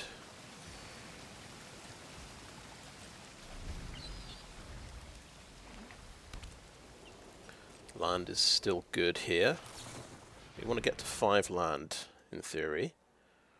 Yeah, that'll do. I'll play another tap land, because why not? Already up 3 life points.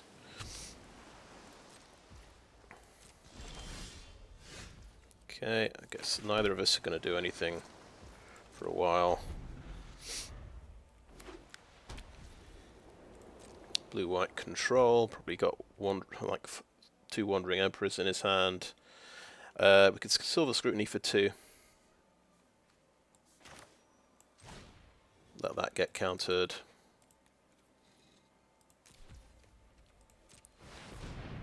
Means I'm doing something with my turn 4, because obviously I've got things I can do turn 5. Probably just, well, Lier would make more sense. So that is indeed negated. Okay, play a land and play Lier. We haven't got much else to do, really. But now the spells can't be countered anymore, which could be a problem. He's probably got the white removal spell. Fateful Absence. Yeah, I was just thinking, Fateful Absence, that's the one, isn't it?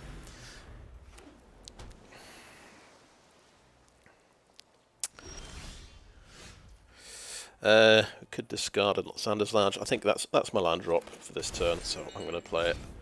It's going to... Land could be important here.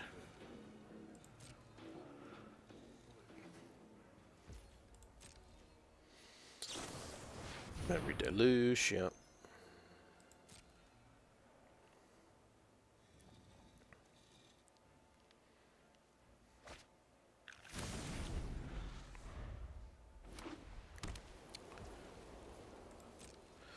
What's his win condition going to be?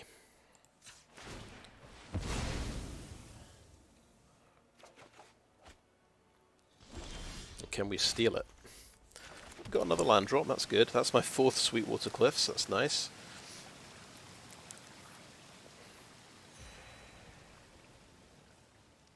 You can't go face with Fire of Victory. I guess we'll chill a little bit. It's got all the Memory Deluges, yeah. Good old blue-white control with lots of Memory Deluge. That's pretty scary, that's damage.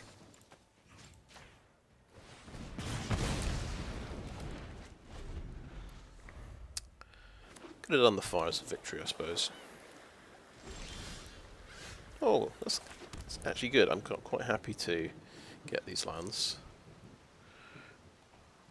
So, I'm sort of thinking, as soon as I play the Abrade, he's going to play a Reckoner Bankbuster or something I want to blow up. But he didn't, so that's lucky. I guess the thing is, the Fires of Victory could kill a Planeswalker, so that's more of a problem, because Invoke the Winds is another anti-creature spell, basically, and Sludge Monster's anti-creature. Maybe the right decision. Okay.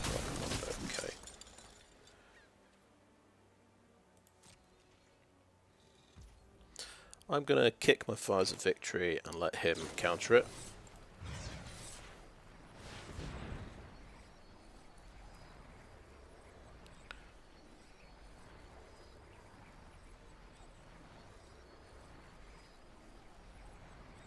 We don't really want to Invoke the Winds on Cathar Commando.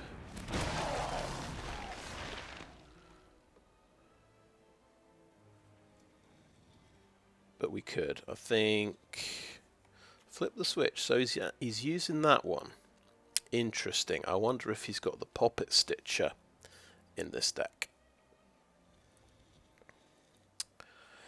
Invoke the Winds feels terrible. I think we can take some damage. It can also be countered because I've only got 8 mana. I need 9 mana to play around Flip the Switch. Let's look for a land with Consider. Fable, okay. Let's play a Fable, because that can actually play around Flip the Switch. Gives me a blocker for Cathar Commando.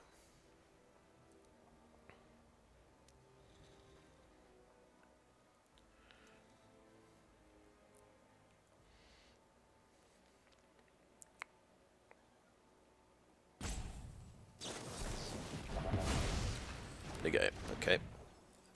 And we only have 4 mana left. Yeah.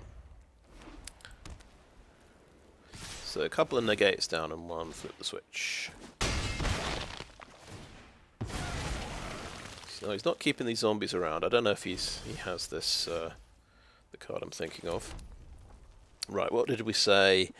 We want to try and invoke the winds on this guy. So we're playing around flip the switch. This is probably a terrible idea, but we've still got Sludge Monster if he does want to play a big creature.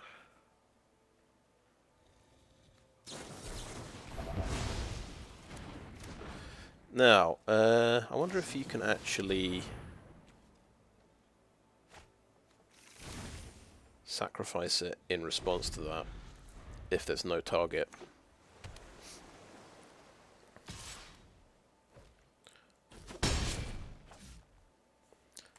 So that is 3 negates down. Okay. We could hold on to these lands, couldn't we? So this is playing around flip the switch. I'm going to go ahead and play the Sludge Monster. Targeting nothing, just as a 5/5 blocker.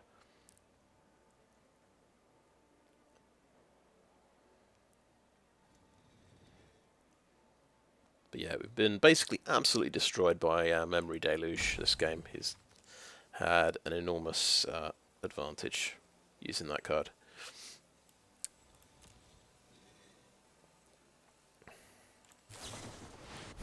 He's going to Memory Deluge in response, okay.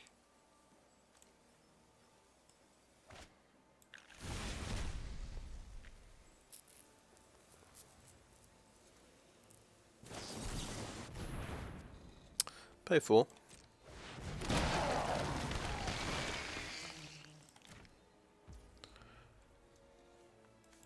Let's play the Shivan Reef as well, so we can protect the Sludge Monster.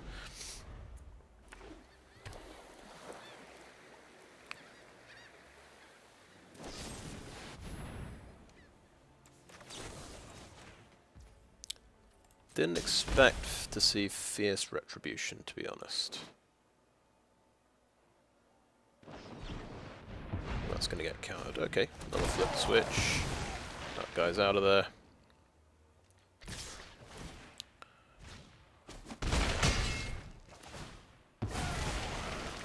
Yep, he is chipping away here. Yeah, I guess that's not bad. Most creatures that are a problem are attacking you. It doesn't deal with very well with Sheoldred. That's the only problem with that card. And there's my Memory Deluge. Do I want to do this now?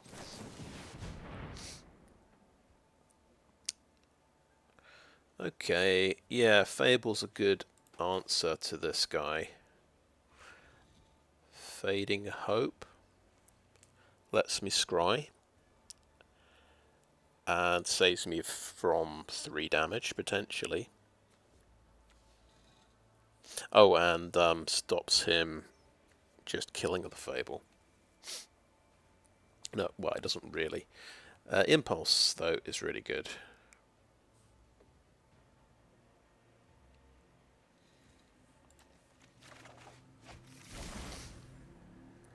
Okay, he didn't counter Memory Deluge. He doesn't have... Flip the Switch is 3 mana, isn't it? I'll play my Fable here. Might have negate number 4.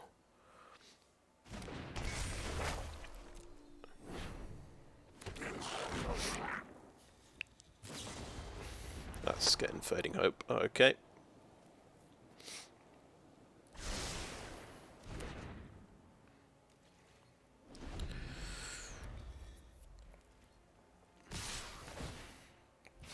5 more damage. It adds up.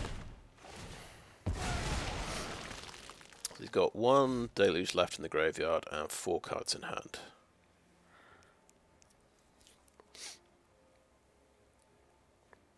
It's kind of interesting. I was expecting to see a bigger threat appear at some point, but maybe you can just...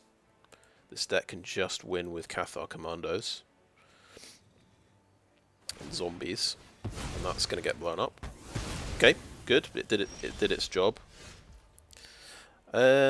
Tributary, I think we could discard. I think we do nothing here.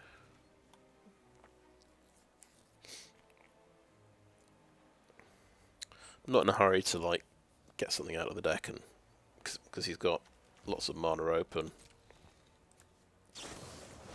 Hullbreaker Horror. Okay. Okay. Spell can't be countered. That was the big threat I was thinking of. But hey, I don't have any...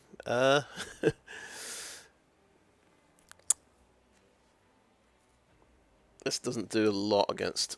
Is it a... Hang on a minute. Can I look at the Hullbreaker Horror, please? I don't think it has Trample. Okay, Fading Hope. And...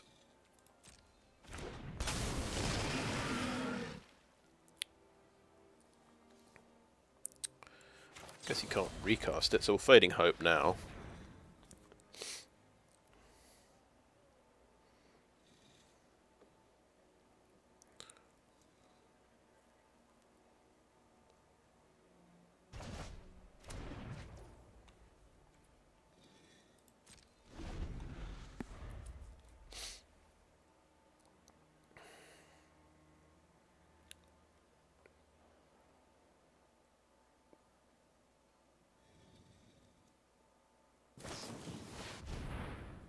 Yep.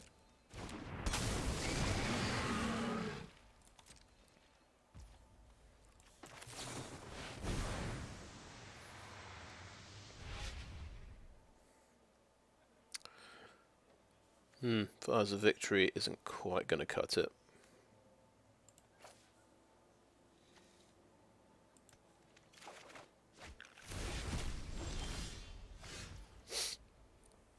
Right. Fires of Victory does 4 damage. Strangle does 3 damage.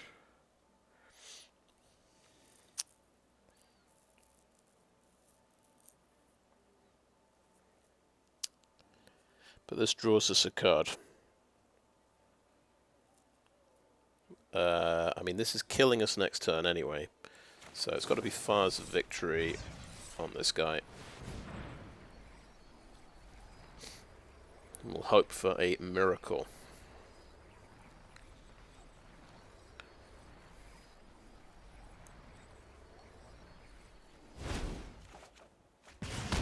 Did we get a miracle? We got a Strangle.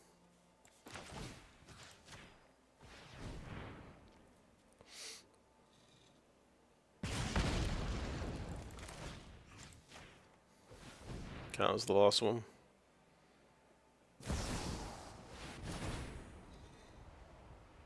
Return target spell to its owner's hand.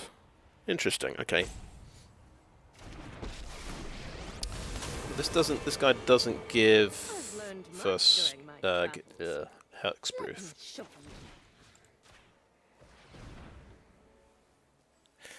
Well, pretty amazing. We killed the Hullbreaker Horror. But yeah, so I guess we get one more turn. The Emperor can make a 2/2 and then pump it to 3/3. So I'll be down to 2 life. Keep watch for intruders. Okay. Slip out the back and shore up. It's no good. Oh wait. Wait. What am I talking about? Slip out the back, phases something out. Phase out the one that gets pumped to 3/3.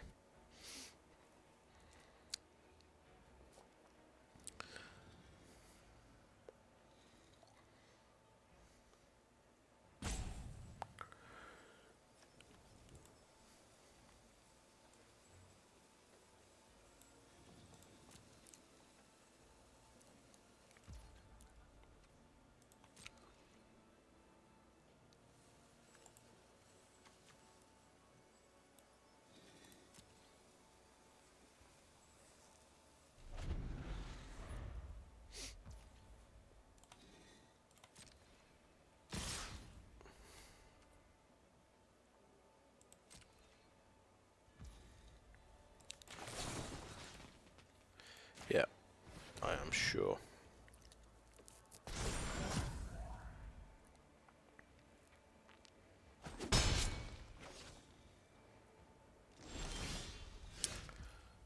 Well, it is a good game.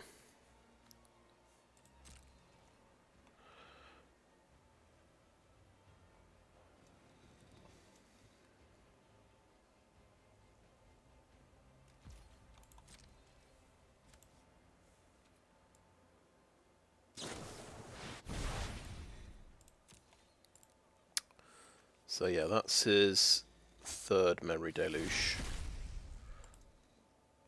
Got a lot of value out of these, so he spent 3 cards to get 6 cards.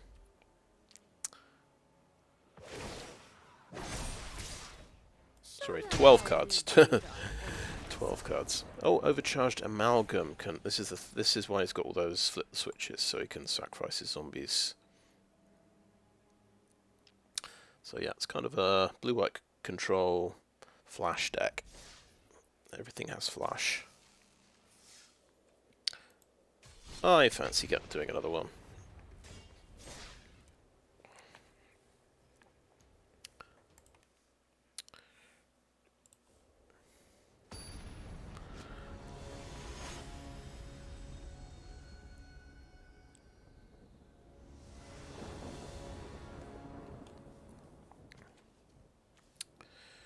Right, couple of tap lands. Oh, that's not a tap land. That's a pain land. Got the Haughty Djinn in the opener this time. Yeah, that seems good.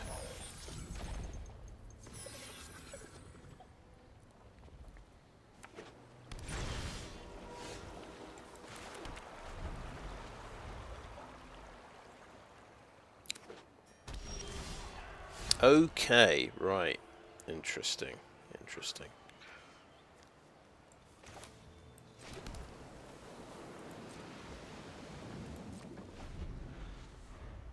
Jund.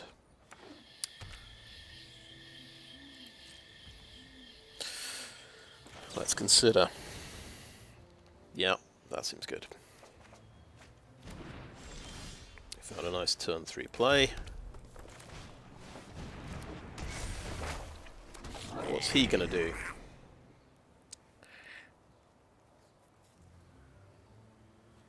I'm guessing he's got some removal. Yeah, cut down.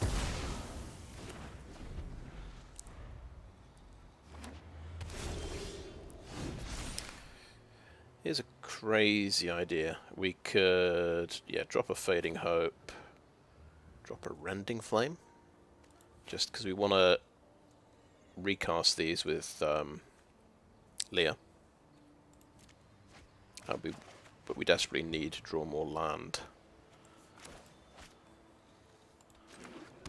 I think go ahead, play the Haughty Djinn here.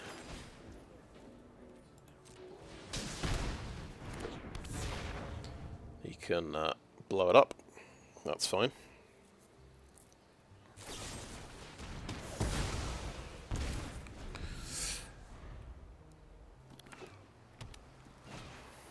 Ludovic, Necrogenius. Wow. So it's not. It's 4 colours. He's got it's 5 colours. He's got everything in the deck.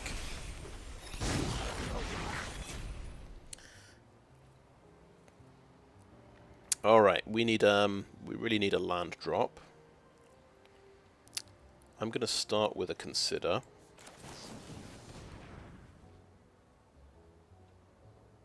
That's a land. Sweet.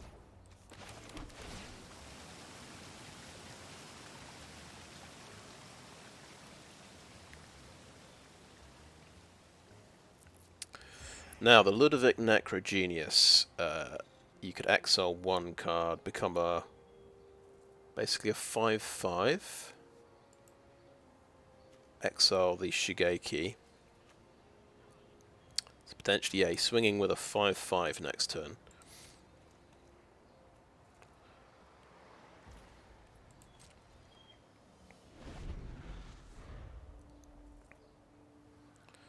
I have to applaud my opponent on the deck here, because this is This is some pretty interesting stuff.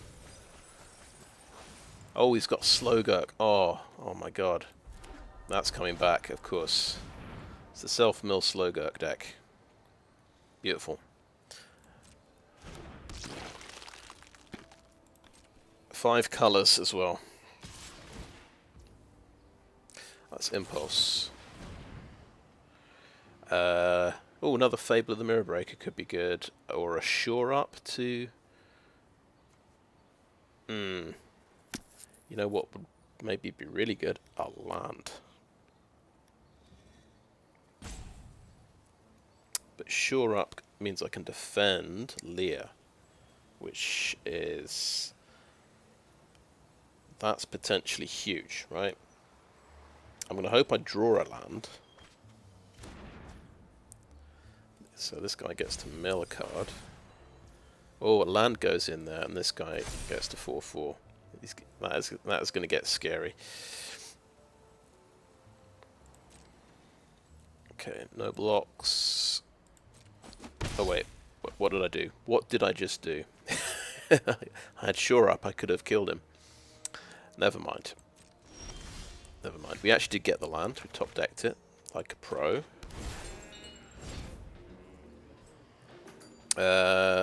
So we want to save Lier for next turn. How about Elder Dragon, and we make it just a 4/4 creature?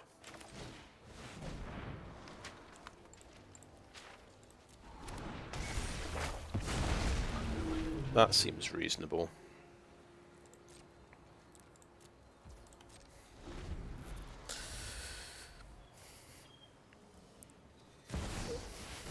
Soul of Windgrace, of course, discarding a land to go with Slogurk. Yep, love it.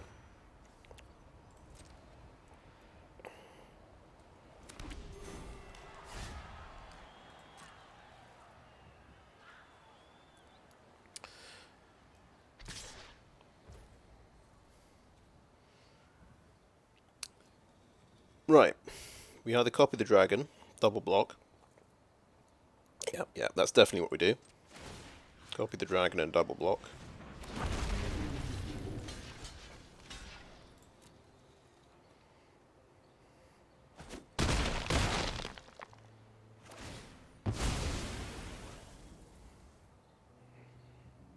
Oh, he gets 3 lands back. Oh, that's amazing, yeah. So much value in this deck. And then he can blow up Kiki Jiki, but I can get a land, which is quite nice, really. Let's get a Molten Tributary, and that takes a tap land out of the deck.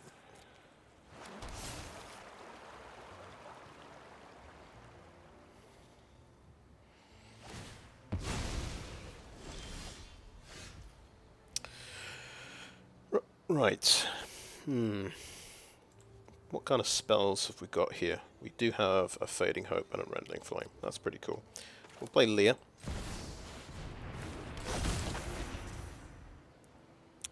We can't cast the Rending Flame.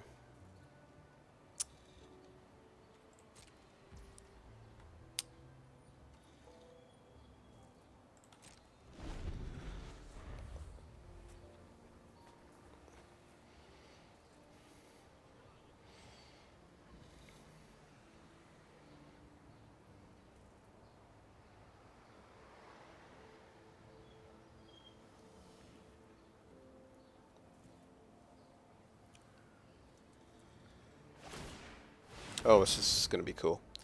Now,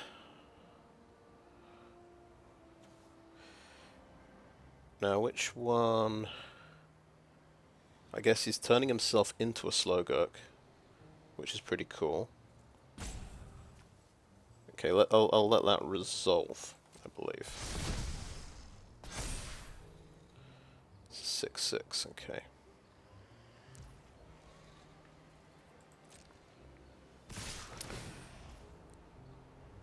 Yeah, gets a land back, which is pretty amazing. Go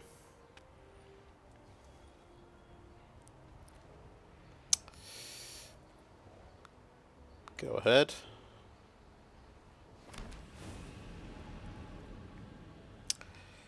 we're going to have to take 5 damage here, or Fading Hope, the Olag.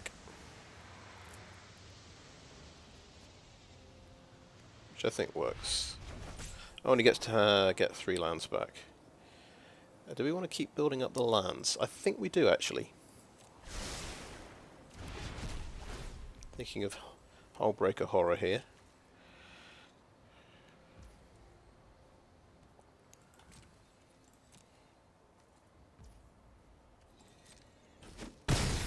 He's pretty much tapped out. He can't make this indestructible.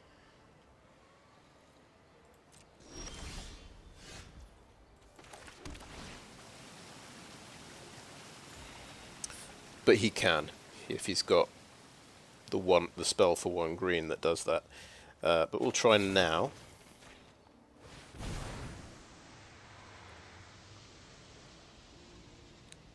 I'd be impressed if he's got that, but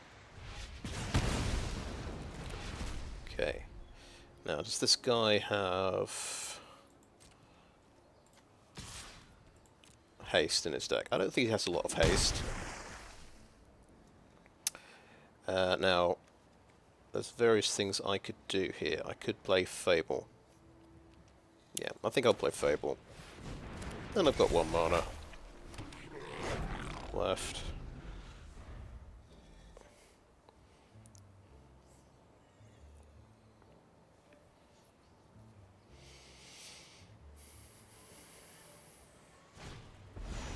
Drag to the bottom. Right, that's going to be literally -6, -6.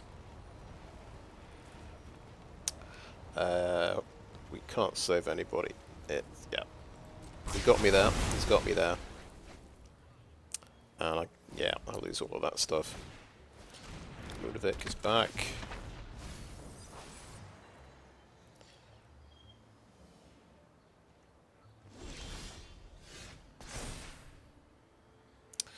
Right, discarding and drawing cards.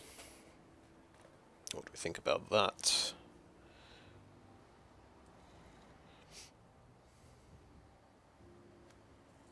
Do we need a spectral adversary?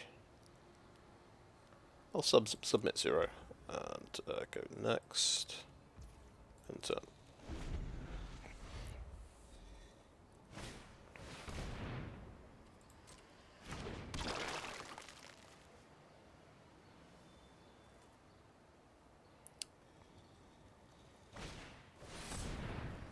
Okay, it's going to get those back.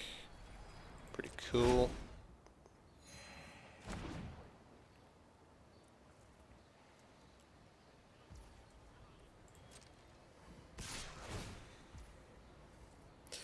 Has he got anything with Death Touch in here? What's he going to mill? Soul Transfer. Okay, we'll play our Hullbreaker.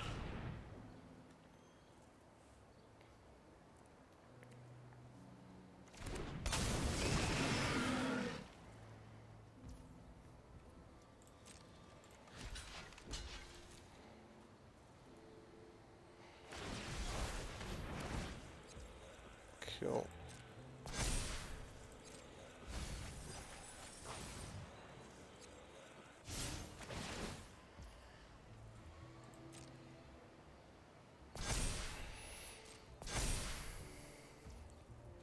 Well, I guess I'm going to give him loads of land because I'm going to bounce that Slowguk.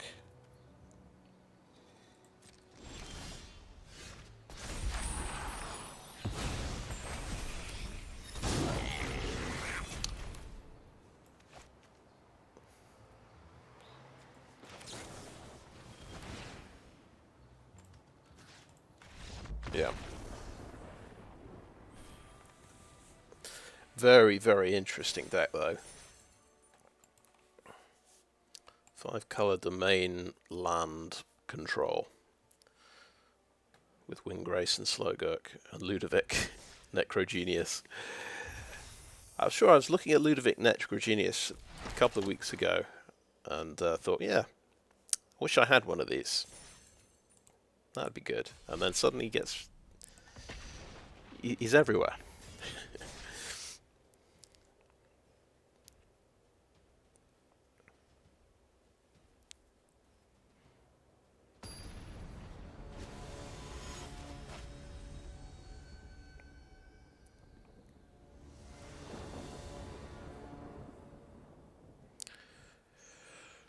Right, got to burn down the house. We've got 3 land. We've got impulse. I think that's pretty decent.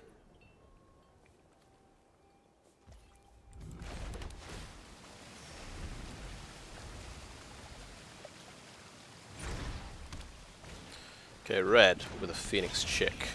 Turn 1. It's very aggressive. Will we survive to turn 5 for our burn down the house? We'll see.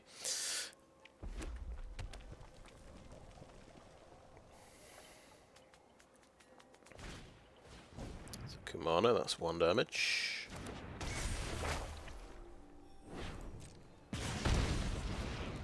Another Phoenix Chick. 2 more damage. I'm going to impulse in response to that. So one thing we really need is a 5th land, so we can burn down the house. Strangle would slow down the damage happening here.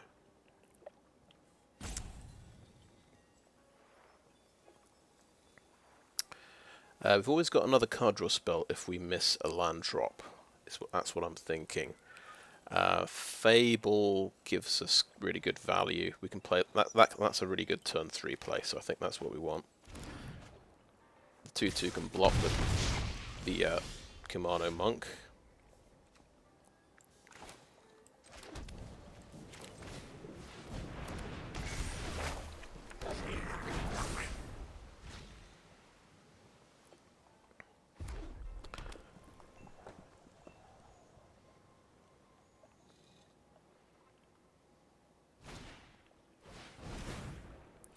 Okay, it's the 4/2 Radha. Rabbit Battery, but not enough mana to equip. We have to survive next turn. And we've got to... Okay, Invoke the Winds is a bit too difficult to do. We need to draw a land really seriously. I think Lier's really good. I think that's a good card draw card. I think it has to be we drop Slip Out the Back. Okay. We have to play this as a land. Bad news is we're looking at 7, 8, 9 damage. This guy can't block. He's maybe going to have... Yeah, 3 mana and 3 cards. We can either draw 2 with Silver Scrutiny.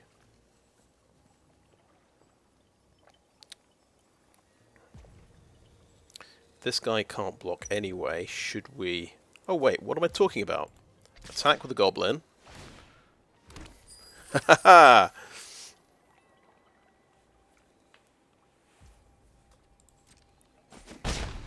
What am I talking about? I completely forget. Why would I forget that this guy makes a treasure? Right, so now we can burn down the house quite happily. Let's say that's going to save us a lot of damage. Yeah, this guy's coming in next turn, but it's only 2 damage.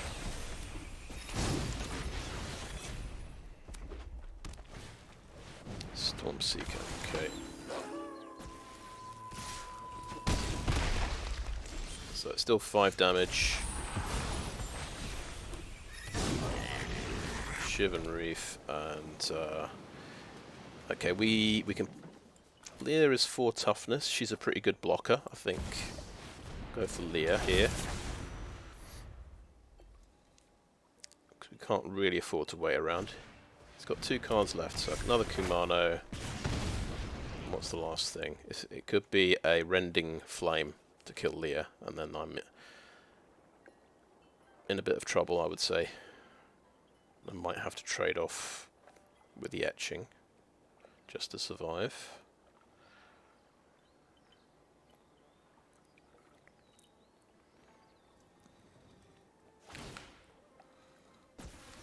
Yep, 3/3.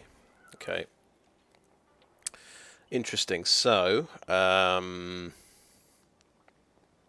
We don't know what he's got in his hand. I could block and block.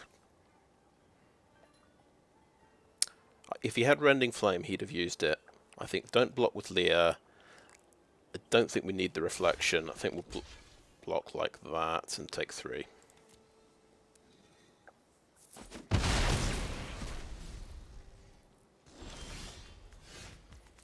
Okay, another land is really good. Right.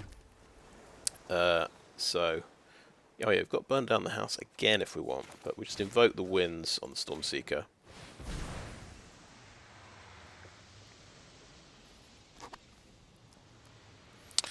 And we'll keep Lier back. We won't attack yet.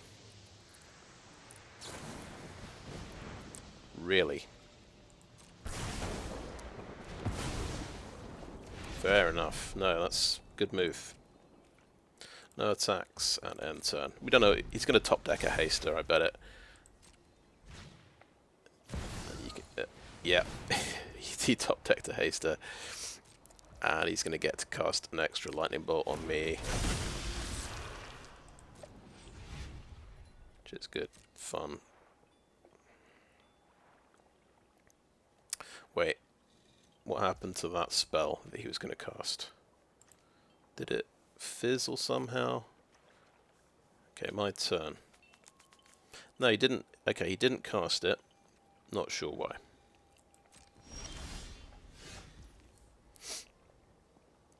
Okay. Right. How about casting an impulse out of the graveyard?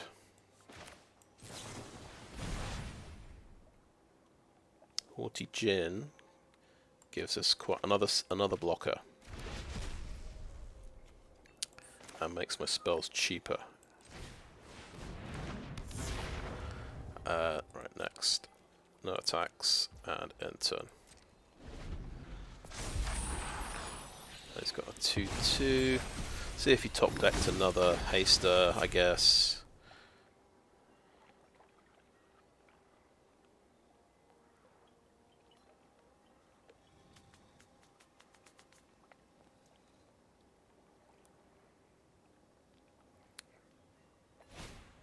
He did.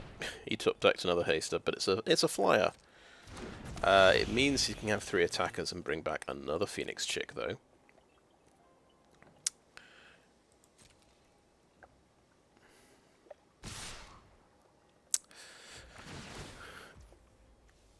And that comes back as a 2/2 as well. It's pretty significant, but you can't afford to do that one. Right.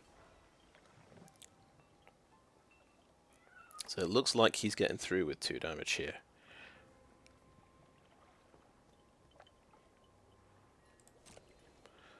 Okay, Djinn kills that. Lier kills that. So it looks like I'm taking 3 damage. Can I afford to take 3 damage? What I can do is slip out the back on the etching. Right, yeah, because that way I only take 1 damage. Gives him a 3/3. Oh, that's fine.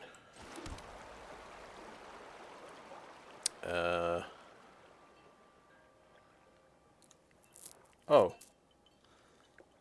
So I blundered there. I guess, because now he's still got 2 Phoenix chicks. Ah, yeah, we could have done burn down the house and exiled one of my own guys as well. Maybe not the best move. Never mind. Let's... Yeah. Burn spell, you say. Might be good. We might go for single target burn here. Do we think he's just going to top deck another... See, Elder Dragon was actually really good.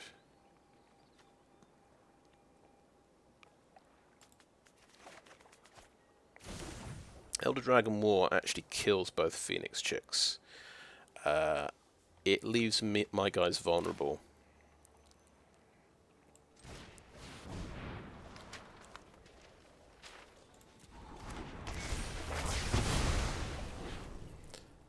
No attacks. Top decking another hasty, yeah? Thundering Raiju. No, okay. What are we discarding here? Because we can cast these from the graveyard, so I think that's pretty good. Just to get rid of those. Get another land, that seems good. Oh, another life point is huge, actually. I think we start swinging in with Mr. Haughty Djinn.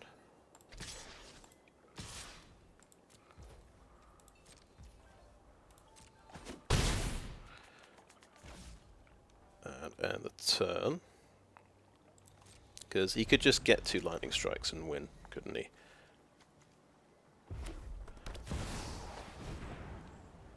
We'll keep getting bloodthirsty adversaries.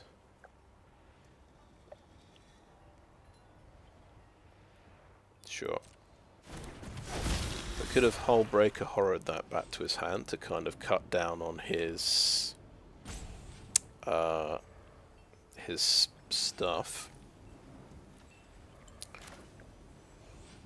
Okay, I'm going to kick this and blow up the adversary.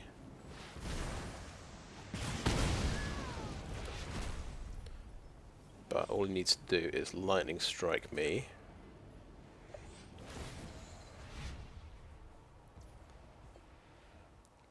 Which is annoying. How about... Do I want to cast anything?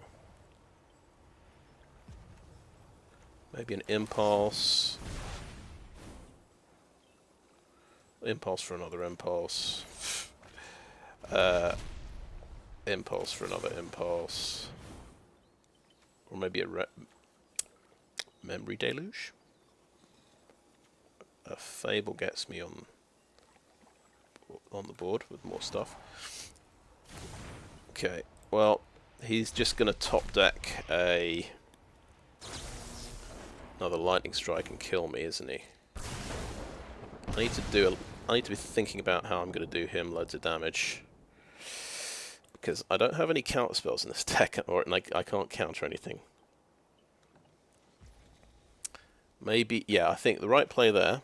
See, I've not played with Hullbreaker Horror that much, so Hullbreaker Horror, cast a spell, bounce bloodthirsty adversary back to the hand.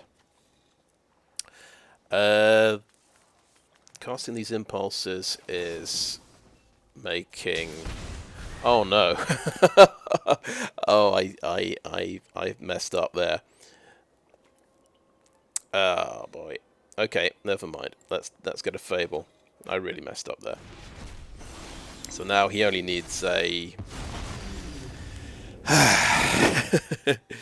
Oh boy. Right. Good point. Hullbreaker Horror is good. Right. 5, 6, 7. It's not that good.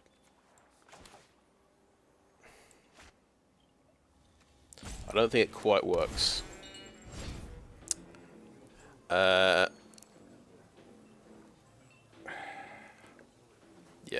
we can bounce something back to his hand once, but then he'll just recast it and kill me.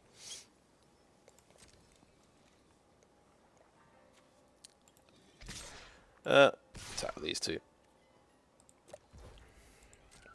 So he just needs to top deck, lightning strike, or the 1 red mana burn spell, if he's running that one.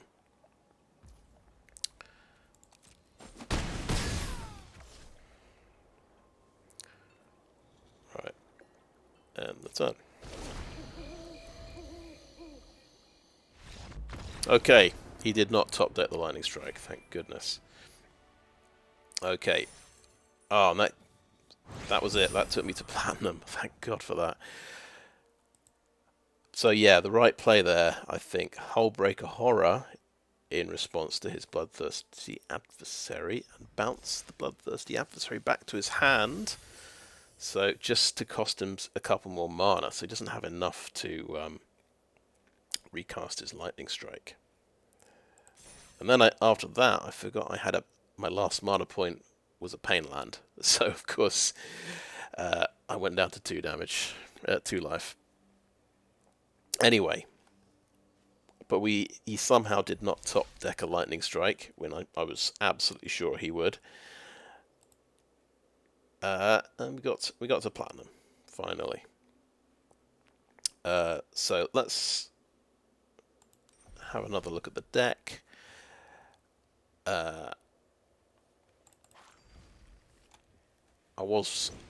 This started out, I was watching a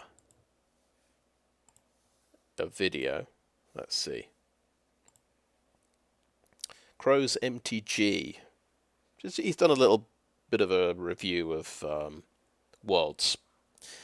And his video is called Insane Haughty Djinn Decks Destroying Worlds in Standard, because there's a couple of Haughty Djinn. There's a mono blue and a blue-red Haughty Djinn deck in the top 3. So, and he's featured sort of Julian Wellman's deck. And I've tried to recreate my version of Julian Wellman's deck here. I only have one Haughty Djinn, so I've had to find a few replacements. But Spectral Adversary is a pretty good one, I think. And he is running quite a lot of counter spells. Let's see, he's running 3 negates, 3 make disappear, which I personally don't agree with. But when you're running Lier, Disciple of the Drowned, so he's only got 1 Lier, however. So I think he knows what he's doing. It's working for him. I'm running 2 Liers, so I've cut all of the counter spells because I'm just relying on Lier a little bit more. But I do have, I think, an extra defensive spell. I've put in an extra slip out the back. I put in an extra Strangle as well. Yeah, he's got 2 Invoke the Winds and 1 Lier, so I've got 1 Invoke the Winds and 2 Liers. We both got 1 Elder Dragon War, 2 Rending Flames. He's using 2 Cemetery Illuminator as well, so that's another 3-drop, which does some graveyard stuff, exile stuff from the graveyard, and it can give you card advantage. We can look at that actually. Let's look for mythics not collected. There yeah, here we go. So yeah, 2/3 for 3, 2/3 flying for 3. Exiles a card when it enters the battlefield and when it attacks. You can look at the top card of your library anytime, and once each turn you can cast a spell from the top of your library if it shares a card type with a card exiled with Cemetery Illuminator. So it's card advantage. Once per turn you can cast off the top of your deck. So it's a pretty fantastic card. He's the only person playing this card. But obviously I don't have that one, so instead I'm running Sludge Monster and Hullbreaker Horror. I thought Sludge Monster would go really well with Fable of the Mirror Breaker. So because there's 4, it's a nice thing to copy. I guess Hullbreaker Horror is pretty good to copy as well. You can't copy Legendary, so you can't copy Lier. But Spectral Adversary is not Legendary. You can copy that, and you still get the enter the board option to phase things out for mana, which is a pretty nice option. And I've got my one Memory Deluge is in the deck as well. He's not running Memory Deluge. I guess it's too expensive. He's quite low to the ground. He's got all these counter spells. So anyway, he's gone 4-1 in the standard portion with his version of the deck. Also, his lands are a bit better because I've not yet invested in Stormcarved Coasts. I need to get 3 more of these at some point. But I've tried to put in the right number of multi-lands here to just consistently cast Invoke the Winds and Haughty Djinn and Elder Dragon War. So yeah, I think it's 22 blue sources for Invoke the Winds if you want to cast that on turn 5 consistently. Elder Dragon War, probably 16 red sources. And if you're not running Invoke the Winds, it's just Haughty Djinn, you need 18 blue sources. Yeah, and the other thing that's I'm not that comfortable with is 23 land seems quite low. Though he's obviously lower to the ground. He's not running Hullbreaker, Horror, and Silver Scrutiny. But I'm gonna try and get away with it. I guess there's enough card draw, and 4 considers 4 impulses help you get to those lands, as well as Fable with discard and draw. But yeah, very impressed, and this is the deck that's finally got me from Gold 1 to Platinum. So I think there's something to it. There's definitely some, you can deal with a lot of stuff. Anyway, I think that is a video. So thanks for watching.